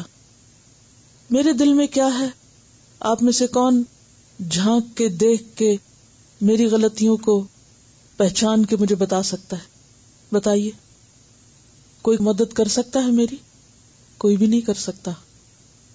میں کیا سوچتی ہوں، میں کیا چاہتی ہوں، میری خواہشات کیا ہیں، کوئی نہیں جانتا، صرف میں جانتی ہوں. اور اگر میں اپنی اندر کی کیفیت کو خود نہیں جان سکتی اور پرکھ سکتی اور اس کی غلطی خود نہیں نکال سکتی، کوئی دوسرا میری مدد کر بھی نہیں سکتا. لہذا جب تک حیا النفس نہیں آتا اس وقت تک اللہ سے حیا کرنا بھی نہیں آتا. اور اگر انسان اللہ سے حیا نہیں کرتا تو پھر انسان اللہ کا حق بھی ادا نہیں کرتا. وما قدر اللہ حق قدرہ، انہوں نے اللہ کی قدر ہی نہیں کی جیسا کہ اس کی قدر کرنے کا حق ہے. ہم لوگوں کے ڈر سے کام چھوڑ دیتے ہیں، لوگوں سے شرما کر ہم سیدھے ہو جاتے ہیں، لیکن جہاں لوگ نہیں ہوتے وہاں ہم کیا کرتے ہیں؟ اگر حیا النفس ہوگا تو فوراً ہی اللہ سے شرمانے کا احساس بھی آئے گا، اور پھر ہر قیمت پہ غلطی چھوڑنے کی طاقت بھی اللہ دے گا. حیا کو ایک اور رخ سے دیکھیے کہ حیا دو قسم کا ہوتا ہے، ایک فطری اور ایک دینی. فطری حیا جو اللہ نے ہر ایک کی فطرت میں رکھا ہے، اور اس کی مثال کیا ہے؟ جیسے آدم علیہ السلام سے جنت میں جب لباس اتروایا گیا تھا تو انہوں نے کیا کیا؟ کیا اللہ نے ان کو حکم دیا تھا کہ آدم اور حوا کپڑے پہن لو، پتے چپکا لو، خود کو ڈھانکو، شرماؤ؟ نہیں. وَطَفِقَا يَخْصِفَانِ عَلَيْهِمَا مِنْ وَرَقِ الْجَنَّةِ، فوراً لگے اپنے اوپر درختوں کے پتے چپکانے. یہ ایک انسٹنٹ ریاکشن جو ہوتا ہے انسان کا کہ وہ کسی کے سامنے عریاں نہ ہو، ننگا نہ ہو، اس کا عیب، اس کے قابل شرم حصے جسم کے کسی کو دکھائی نہ دیں. یہ سب کچھ کس سے تعلق رکھتا ہے؟ فطرت سے. اور اس انسان کی تو پھر حالت قابل رحم ہے جس کے اندر کی فطرت مسخ ہو جائے، جس کو اپنے جسم کے قابل شرم حصوں کو عریاں کرنے میں بھی حیا نہ ہو، احساس نہ ہو، شرم نہ ہو. تو گویا اس شخص کی فطرت ہی مسخ ہو چکی ہے. اور جب فطرت مسخ ہو جائے تو پھر انسان کے اندر کوئی خیر باقی نہیں رہتی، پھر انسان جو چاہے کرے. اور شیطان کا پروگرام کیا ہے کہ انسان کی فطری حیا کو مسخ کر دیا جائے. اور دوسری حیا کیا ہوتی ہے؟ دینی حیا. اور دینی حیا کیا ہے؟ گناہ چھوڑنا. یعنی دینی حیا کا نتیجہ کیا ہے کہ اللہ سے شرما کر غلط کام چھوڑ دینا، کہ جو مجھے اتنا کچھ دیتا ہے میں اسے کیا دے رہا ہوں. جہاں تک فطری حیا کا تعلق ہے تو اسلام نے اس کو کنفرم کیا ہے. نبی صلی اللہ علیہ وسلم نے اپنے طرز عمل سے اور آپ کے صحابہ نے اس کو اپروو کیا ہے. اور اس میں ہم دیکھتے ہیں کہ انسان کے جسم کی شریعت نے سطر کی حدود بھی مقرر کی ہیں کہ جسم کے کون کون سے حصے کسی کے سامنے کھولے نہیں جا سکتے. مرد کا مرد کے سامنے، عورت کے سامنے، اسی طرح عورت کا عورت کے سامنے اور عورت کا مرد کے سامنے اپنے سطر کو ڈھانکنا جس کی شریعت نے حدود مقرر کی ہیں. یہ سب دراصل کیا ہے؟ اس فطری شرم و حیا کی مزید حفاظت اور اس کی کنفرمیشن. اسی لیے ہمیں ایسا لباس پہننے سے منع کیا گیا، ایسے کام کرنے سے منع کیا گیا کہ جو اس حیا کے منافی ہوں. اس میں محض برہنہ ہونا، محض اپنے جسم کی نمائش، یا زنا، یا عمل قوم لوط، یا اسی قسم کی دیگر تمام اشیاء جو ہیں وہ حرام قرار پائی ہیں، کیونکہ یہ انسان کی فطرت کے بھی خلاف ہے اور شریعت نے بھی ان کو حرام قرار دیا ہے. اور نگاہوں میں ایسی حیا کہ جو قابل شرم چیزیں ہیں ان چیزوں کو دیکھنا بھی، خواہ وہ جائز بھی ہو تب بھی اس سے بچنا، اس کو حیا کہتے ہیں.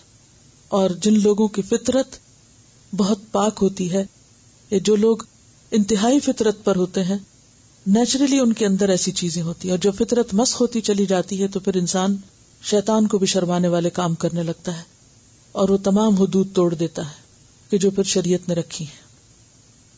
حضرت ابوبکر رضی اللہ تعالیٰ عنہ کو دیکھیے، کہتے ہیں کہ لوگوں اللہ سے حیا کرو. ایک خطبہ دے رہے تھے لوگوں کو، پھر اپنے بارے میں کہتے ہیں جب سے میں نے آپ صلی اللہ علیہ وسلم سے بیعت کی ہے میں رفع حاجت کے وقت بھی سر جھکا کے رکھتا ہوں اللہ سے حیا کی خاطر. یعنی انتہائی تنہائی میں اور ضرورت کے اوقات میں بھی اپنے جسم کو اس طرح نہیں دیکھتا. خود اپنے جسم سے بھی شرماتا ہوں کہ جن حصوں کو ننگا کرنے سے دوسروں کے سامنے اللہ نے روکا تو بلا ضرورت ان کو بھی نہیں دیکھتا. پھر اسی طرح حضرت عمر رضی اللہ تعالیٰ عنہ کہتے ہیں من قل حیاؤہ قل ورعہ ومن قل ورعہ مات قلبہ، کہ جس کا حیا کم ہوا اس کا خوف خدا بھی کم ہو گیا، اور جس کا خوف خدا کم ہو گیا اس کا دل مر گیا. مات قلبہ. ایک اور جگہ پر فرماتے ہیں من استحیا استخفا ومن استخفا اتقا ومن اتقا وقیا. جس نے حیا کی وہ چھپنے کی کوشش کرے گا، یعنی وہ اپنے جسم کی بھی نمائش نہیں کرے گا، وہ علل اعلان کھلم کھلا برے کام نہیں کرے گا. ومن استخفا، اور جو چھپے گا، اتقا، وہ تقوی اختیار کرے گا. ومن اتقا، اور جو تقوی اختیار کرے گا، بچنے کی کوشش کرے گا، وہ بچا لیا جائے گا، پھر وہ بچ ہی جائے گا.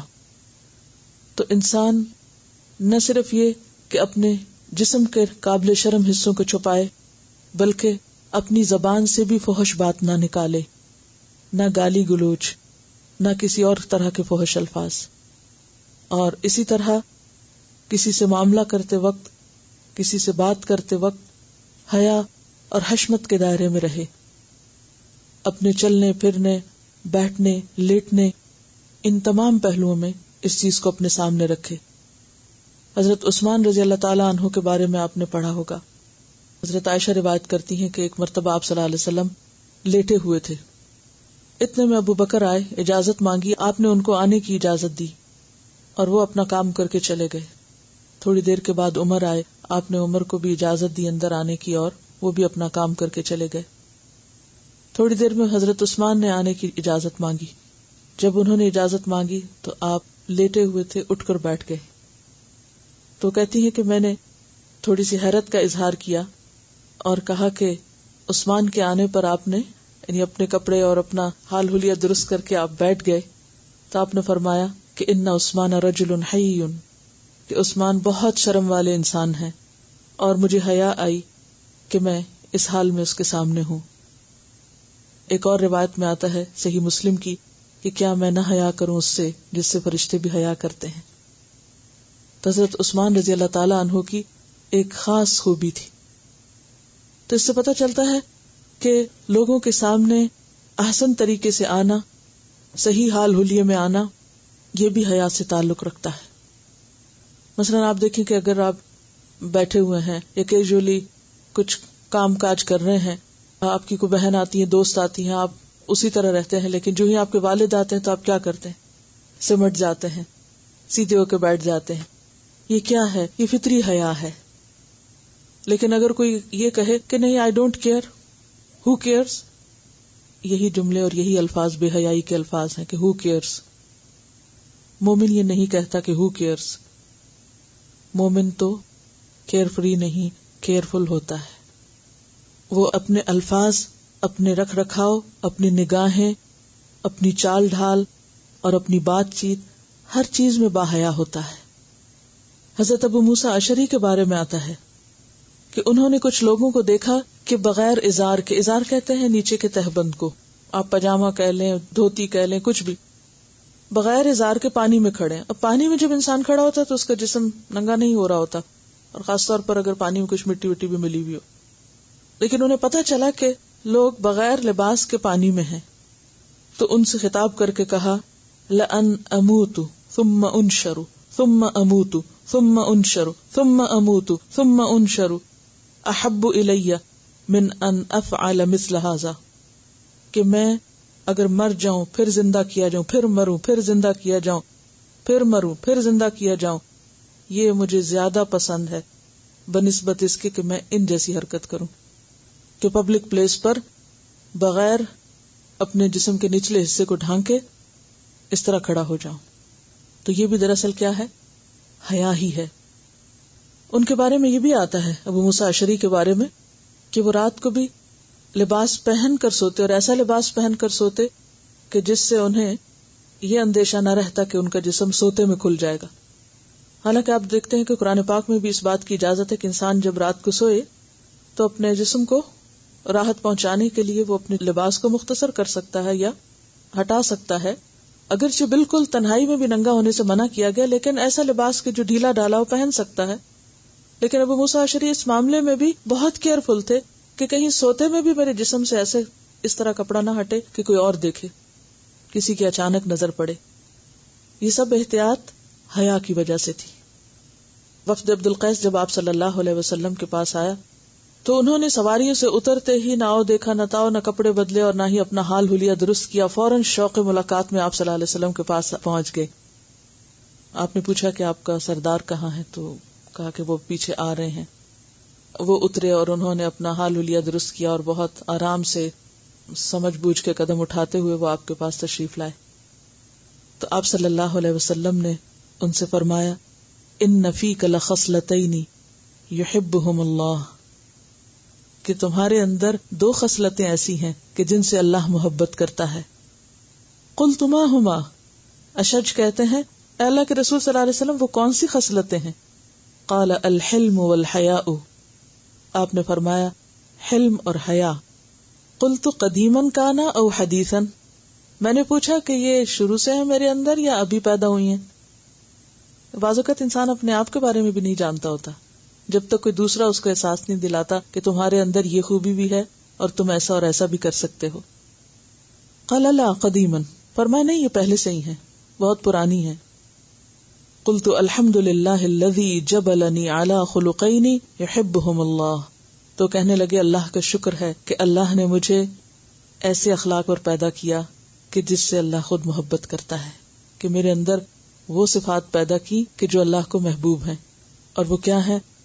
حلم، یعنی کوئی بات سن کے فوری بھڑک نہ اٹھنا، فوری ریاکشن نہیں ہونا، بلکہ ٹھنڈے طرح سے ہوش کے ساتھ، آرام کے ساتھ، تحمل کے ساتھ کسی بات کو سننا اور پھر سوچ سمجھ کے جواب دینا.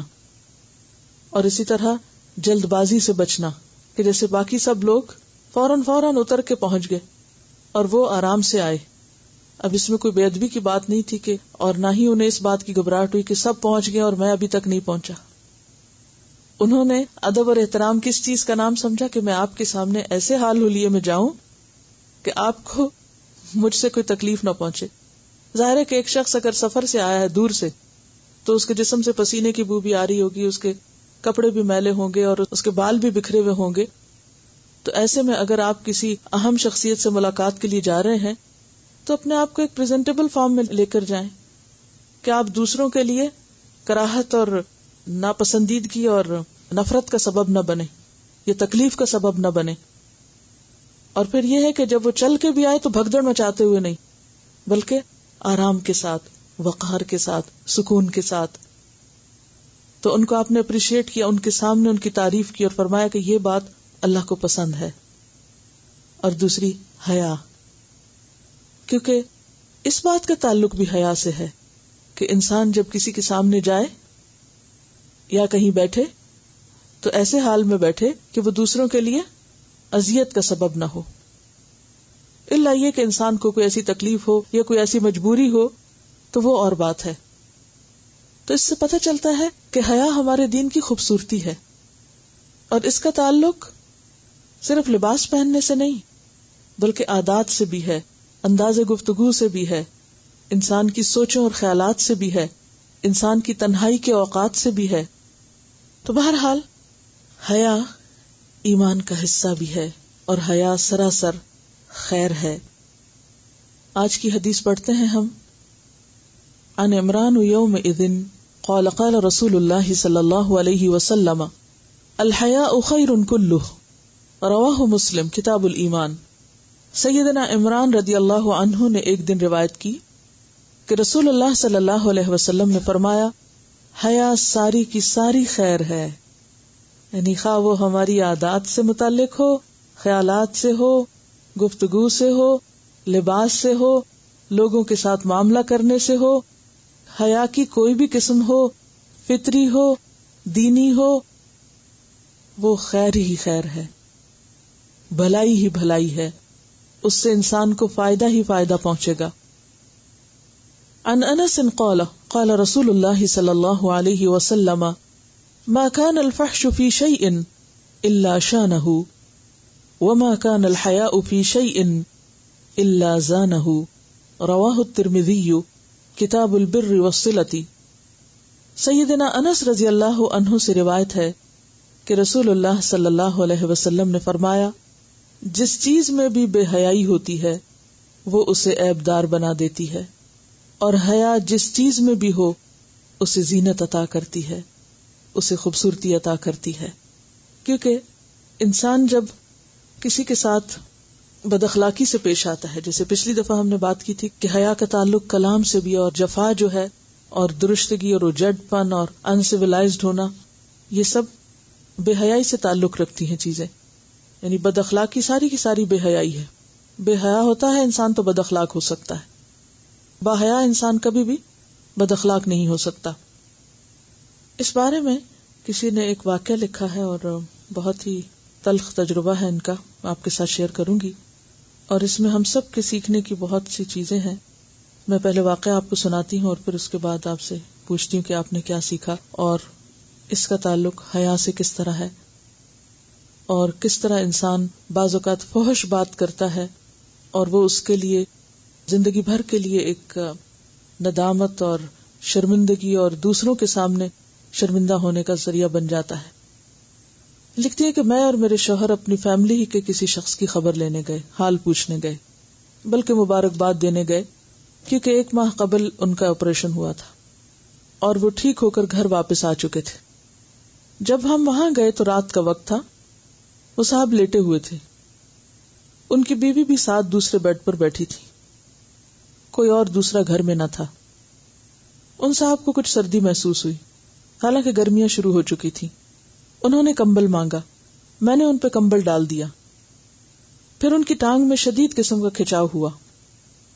ایک ٹانگ میرے شوہر دبانے لگے اور دوسری ٹانگ میں دبانے لگی، لیکن وہ شدید کراہ رہے تھے اور بولے کہ پنکھا بند کر دو. ان کی بیوی غصے سے بولی، کیا مصیبت ہے، اب میں ساری رات گرمی میں مروں گی اور مچھر بھی تنگ کرے گا. وہ صاحب بولے ذرا غصے اور تکلیف کی حالت میں کہ تم دوسرے کمرے میں چلی جاؤ. ساتھ ہی میں نے دیکھا ان کے چہرے کی رنگت بدلی، زبان پھولی، ہونٹ اور زبان نیلے ہونے لگے، ماتھے پہ پسینہ آنے لگا اور ایک زوردار ہوا منہ سے نکلی. اوہو، یہ تو نزا کا عالم لگتا ہے. اور تھوڑی دیر میں وہ فوت ہو گئے. میاں بیوی کی آخری گفتگو کے وقت صرف میں اور میرے شوہر پاس تھے. ہم نے کسی کو نہیں بتایا، لیکن وہ خاتون شرمندہ ہوں گی. اس سے میں نے ایک بہت بڑا سبق سیکھا کہ اگر ہمارے ساتھ کوئی غصے سے بولے یا غلط قسم کا مطالبہ ہم سے کرے، ناجائز مطالبہ جو ہمیں بظاہر غلط ہی نظر آ رہا ہو، تو فوراً اپنا رد عمل ظاہر نہیں کرنا چاہیے، بلکہ سوچنا چاہیے کہ اس شخص کی یہ کیفیت کیوں ہے. کوئی ذہنی پریشانی ہے، جسمانی بیماری ہے، یا کوئی اور مسئلہ ہے. فوراً اکھڑ پن اور بد کلامی نہیں کرنی چاہیے. اور ہمیں واقعی نہیں معلوم کہ وہ جس سے ہم جھگڑ رہے ہیں اس کی زندگی کا آخری دن ہو، کہ اس کے بعد نہ معافی مانگنے کا وقت ملے اور نہ ہی پچھتانے سے کچھ حاصل ہو. اور یہ بالکل روزمرہ کی چیزیں ہیں نا، کہ انسان جن لوگوں کے ساتھ مل جل کے رہتا ہے ان کی چھوٹی چھوٹی باتوں پہ بعض اوقات افینڈ ہو جاتا ہے، اور بعض اوقات یہ بھی نہیں دیکھتا کہ دوسرے شخص کی کیفیت کیا ہے اور کیوں ہے. کوئی بیمار ہے، کوئی تھکا ہوا ہے، اور پھر اس وقت انسان اس قسم کی گفتگو کرے. اور جیسے ہم میں سے ہر ایک اکثر یہ بات دہراتا رہتا ہے کہ کیا پتا ہماری زندگی کا آج آخری دن ہو، اور یا آخری نماز ہو، اور آخری ملاقات ہو، اور آخری کام ہو. یہ ہم کہتے تو رہتے ہیں لیکن ہم اس کو صحیح طور پہ محسوس نہیں کرتے. غلط کام کرتے ہوئے بھی انسان اگر سوچے کہ جس کے ساتھ میں لڑ رہا ہوں یا جس کے ساتھ میں بدتمیزی کر رہا ہوں، معلوم نہیں اس کے بعد میرا اور اس کا واسطہ کہاں پڑے اور میرے پاس مزید کتنی مہلت ہے. تو بہت سی چیزوں کو انسان اگر خود دیکھنے لگے تو ان چیزوں کی اصلاح کرنا بھی آسان ہوتا ہے. فوری، شدید اور نیگیٹو ریاکشن، اگر ہم اس چیز کو کنٹرول کر لیں تو یہی با اخلاق ہونا ہے، یہی با ایمان ہونا ہے، یہی با حیا ہونا ہے. یہ واقعی انتہائی مشکل چیز ہے، لیکن من یتصبر یصبرہ اللہ. صرف چند لمحوں کی بات ہوتی ہے. اگر وہ چند لمحے ہم اپنے کنٹرول میں کر لیں، اس وقت تھوڑا سا خود کو روک لیں، تو آپ تھوڑی دیر کے بعد دیکھیں گے کہ آپ خود بخود نارمل ہونے لگتے ہیں. کیونکہ اللہ تعالیٰ نے یہ چیز فطرت میں رکھی ہے. کوئی شعلہ کتنا بھی بھڑک رہا ہو، تھوڑی دیر کے بعد آپ دیکھتے ہیں تو وہ شعلہ نیچے ہونے لگتا ہے اور ہوتے ہوتے بجھنے لگتا ہے. آپ کو بھڑکانا پڑتا ہے اس کو دوبارہ، وہ خود سے بھڑکتا نہیں ہے. ہر بھڑکتا شعلہ نیچے کو جاتا ہے اور آہستہ آہستہ ختم ہی ہوتا ہے. یہی حال ہمارے غصے کا ہوتا ہے. اگر وقتی طور پر ہم اپنے آپ کو روک لیں تو آپ دیکھیں گے کہ تھوڑی دیر کے بعد ہم خود بھی نارمل ہو جائیں گے. اللہ یہ کہ پھر شیطان آ کے ہمیں اکسائے اور کسی اور سے ہم ڈسکس کریں اور وہ بھڑکائے اور پھر ہم وہیں پہنچ جائیں اپنے آپ کو جلاتے جلاتے. ورنہ اللہ تعالیٰ نے خود ہمارے اندر ایک آٹومیٹک سسٹم ایسا رکھا ہے کہ ہم واپس پلٹ جاتے ہیں اپنی فطرت پر. یہ واقعہ تو ایک انتہائی واقعہ ہے نا کہ جس میں ایک شخص دنیا سے چلا جاتا ہے، اور بعض اوقات ایسا بھی ہوتا ہے کہ ہم دوسروں کے ساتھ اسی درجے کی بدتمیزی بد اخلاقی کرنے کے بعد وہ زندہ بھی ہو تو پلٹ کے اس سے سوری نہیں کرتے، معافی نہیں مانگتے، شرم نہیں کرتے اور اپنے آپ کو جسٹیفائی کرتے رہتے ہیں، اپنی غلطی کا اعتراف نہیں کرتے. اور نتیجہ کیا ہوتا ہے؟ اپنے ہی تعلقات کو ہم اور اپنے ہی ساتھ رہنے والوں کو اپنے لیے کانٹا بنا لیتے ہیں اور خود ان کے لیے کانٹا بن جاتے ہیں. اگر کسی پر کوئی زیادتی ہو تو اس کا حل یہ نہیں کہ اسی وقت وہ اس کا حساب برابر کرنے لگے، کیونکہ اس وقت کرنے سے فائدہ نہیں. ہاں، اگر زیادتی ہو رہی ہے تو اس آگ کے شعلے کو ابھی ذرا ٹھنڈا ہونے دے. جب دوسرا شخص اس بات کے قابل ہو کہ وہ بات سمجھ جائے تو اس وقت اس سے بات کی جائے اور اپنا موقف اس کو سمجھایا جائے کہ میرے ساتھ یہ اور یہ زیادتی ہے. اور ہر مسئلہ ایسا ہوتا ہے کہ جس کا سولوشن نکل سکتا ہے، اس کا سولوشن ضرور نکالنا چاہیے. یہ نہیں کہا جا رہا کہ زیادتی کو آپ برداشت کرتے چلے جائیں اور اس پر احساس نہ دلائیں، لیکن اس وقت یہ بات کرنے کا مقصد یہ ہے کہ عین اس وقت جبکہ آگ بھڑک رہی ہو تو اس کو مزید نہ بھڑکایا جائے، اس کو چھوڑ دیا جائے کہ وہ ٹھنڈی ہو جائے تاکہ وہ نہ ہمیں جلائے اور نہ دوسرے کو جلائے. اگر کوئی ایک شخص بیماری کی وجہ سے یا بھوک کی وجہ سے یا کسی اور تکلیف کی وجہ سے اپنے آپ کو ایکسپریس نہیں کر پا رہا اور نیگیٹو طریقے سے کچھ بول رہا ہے یا غصہ دکھا رہا ہے یا برہم ہو رہا ہے یا چڑچڑا پن دکھا رہا ہے، تو اس کو سمجھنے کی بھی کوشش کرنی چاہیے کہ ایک شخص عام انداز میں نارملی ایسا نہیں ہوتا، ضرور کوئی چیز ہے اس کے مائنڈ کے پیچھے جو اس کو بگ کر رہی ہے، جو اس کو پریشان کر رہی ہے. تو وہ ریزن کیا ہے، اور اگر اس کو معلوم کر لیں تو اس وقت بھی معاملہ حل ہو سکتا ہے. لیکن مشکل یہ ہے کہ ہم دوسرے کو کیسے سنبھالیں جبکہ ہم اس وقت خود کو بھی سنبھال نہیں سکتے. دوسرے کو سہارا تو ہم اس وقت دے سکتے ہیں نا کہ جب ہم خود کو تھامے ہوئے ہوں. یہ ایک بڑی اہم بات ہے کہ ہم ہمیشہ اس پر تو نظر رکھتے ہیں کہ دوسرے ہمیں کہاں کہاں سے ستا رہے ہیں، ہم پر کیا کیا زیادتی کر رہے ہیں یا ہمارے لیے کس طرح تکلیف کا سبب بنے ہوئے ہیں، لیکن کبھی ہم یہ نہیں سوچتے کہ کہیں وہ ہم خود ہی تو نہیں کہ جن کا ریفلیکشن دوسرے کا ریئیکشن بن کے سامنے آ رہا ہے، کہ ہم ہی کو دیکھ کر وہ اس طرح ریئیکٹ کر رہے ہیں. بعض لوگوں کو آپ نے دیکھا ہوگا کہ وہ اچھے بھلے ہوتے ہیں، با اخلاق، لیکن جو ہی وہ کسی ایک ایسے خاص شخص سے ملتے ہیں تو بھڑک اٹھتے ہیں.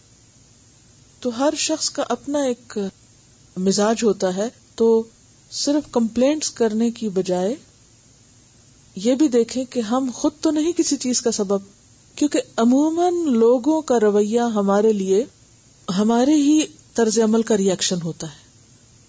موسٹلی لوگ ہمارے ساتھ کیا کر رہے ہوتے ہیں، وہ وہی کر رہے ہوتے ہیں جو دراصل ہم ان کے ساتھ کر رہے ہوتے ہیں. ایکسیپشنل کیسز ضرور ہوتے ہیں، لیکن نارملی آپ دیکھیں گے اگر آپ کسی سے دل کھول کے محبت کے ساتھ مسکراتے ہوئے ملے ہیں تو دوسرے کو بھی مسکرانا پڑے گا. اگر ایک وقت نہیں تو دوسری وقت، دوسرے نہیں تو تیسرے وقت. یہ نہیں ہو سکتا کہ آپ واقعی سچی محبت بانٹیں اور جواب میں آپ کو صرف نفرت ہی ملے. تو یہاں آپ دیکھیں کہ کس قدر خوبصورت بات ہے کہ کسی بھی چیز میں فحش ہوگا وہ اس کو بدنما کر کے رہے گا. بے حیائی چیزوں کو بدصورت بنا دیتی ہے، چاہے وہ زبان سے نکلے ہوئے ایسے الفاظ ہوں یا پھر انسان کے رویے. اور حیا جس چیز میں ہوگا اسے خوبصورت بنا دے گا. اگلی حدیث ہے عن ابی سعید الخدری قال كان النبي صلی اللہ علیہ وسلم اشد حیاء من العذراء في خدرها وَإِذَا رَأَى شَيْئًا يَكْرَهُهُ عَرَفْنَاهُ فِي وَجْهِهِ رواہ البخاری کتاب الادب. سیدنا ابو سعید رضی اللہ عنہ سے روایت ہے کہ نبی کریم صلی اللہ علیہ وسلم پردے میں رہنے والی کنواری لڑکی سے بھی زیادہ حیا والے تھے. اشد حیاء زیادہ شدید تھے حیا میں، من العذراء، یہ عذراء وہی ہے جس کو ہم عذرا بولتے ہیں، ہم مقصورہ بولتے ہیں اور یہاں ممدودہ ہے.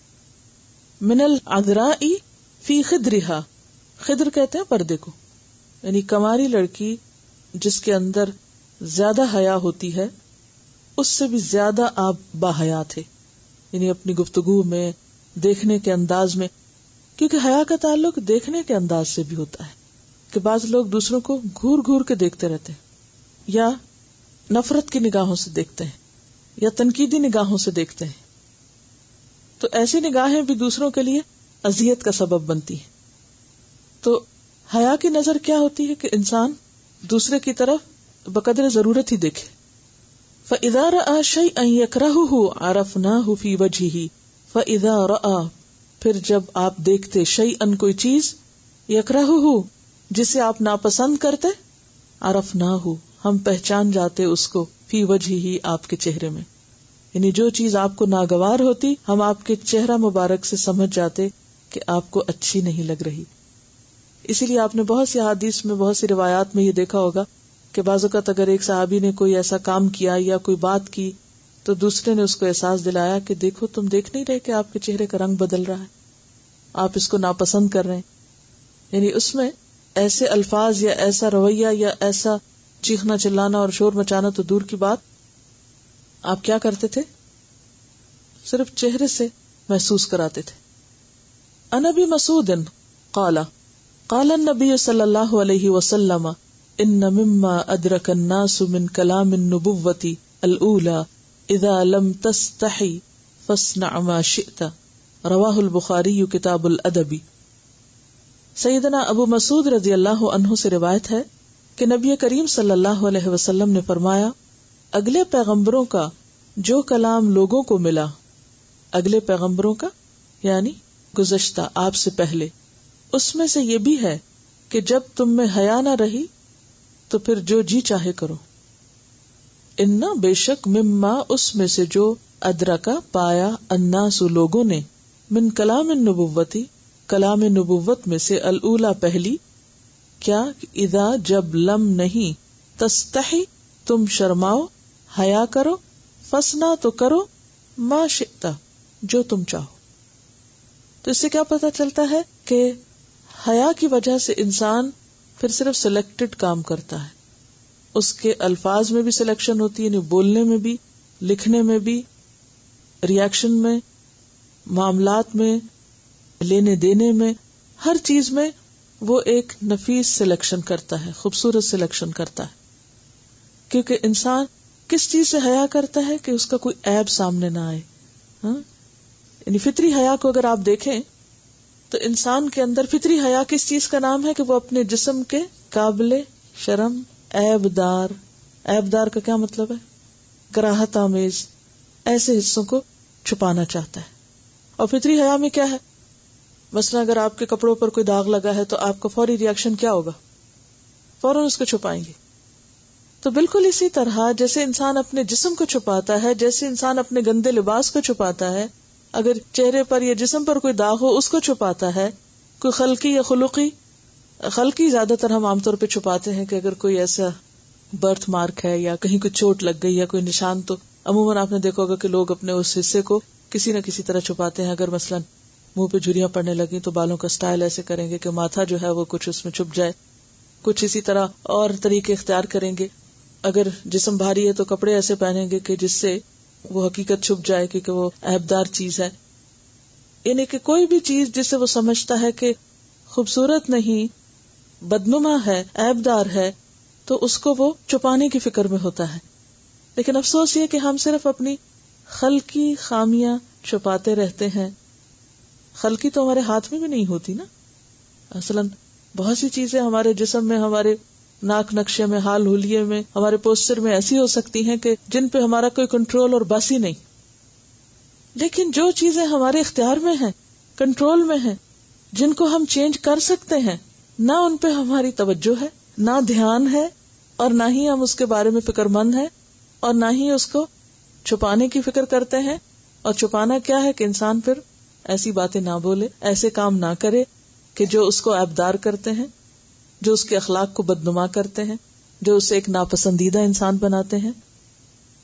تو اوورآل حیا کا جو ایک مفہوم پورا پڑھنے کے بعد سامنے آتا ہے کہ حیا ایک ایسی خوبی ہے کہ جو انسان کو اندر اور باہر سے خوبصورت بنا دیتی ہے، اللہ کا پسندیدہ بنا دیتی ہے، اور بندوں کا بھی محبوب بنا دیتی ہے. ہم جب دوسروں پر چیختے ہیں، چلاتے ہیں، یل کرتے ہیں، ان کے اوپر روب جماتے ہیں اور دوسروں کے ادب اور احترام کو ملحوظ خاطر نہیں رکھتے، نہ چھوٹے کو دیکھتے ہیں، نہ بڑے کو دیکھتے ہیں، نہ غریب کو دیکھتے ہیں، نہ امیر کو دیکھتے ہیں، ہر ایک کا مقابلہ کرنا ہی ہم اپنی شان سمجھتے ہیں، تو بنیادی طور پر یہ بے حیا ہونے کی علامت ہے. لیکن ہمیں اس کا احساس بھی نہیں کہ ہم کر کیا رہے ہیں. تو اللہ تعالیٰ سے دعا ہے کہ اللہ ہمیں حیا دے، ایمان دے، ہمیں اپنی غلطیوں کے اعتراف کی توفیق دے اور اپنی اصلاح کرنا سکھا دے. وآخر دعوانا ان الحمد للہ رب العالمین. سبحانک اللہم و بحمدک، نشہد ان لا الہ الا انت، نستغفرک و نتوب الیک. والسلام علیکم ورحمۃ اللہ وبرکاتہ.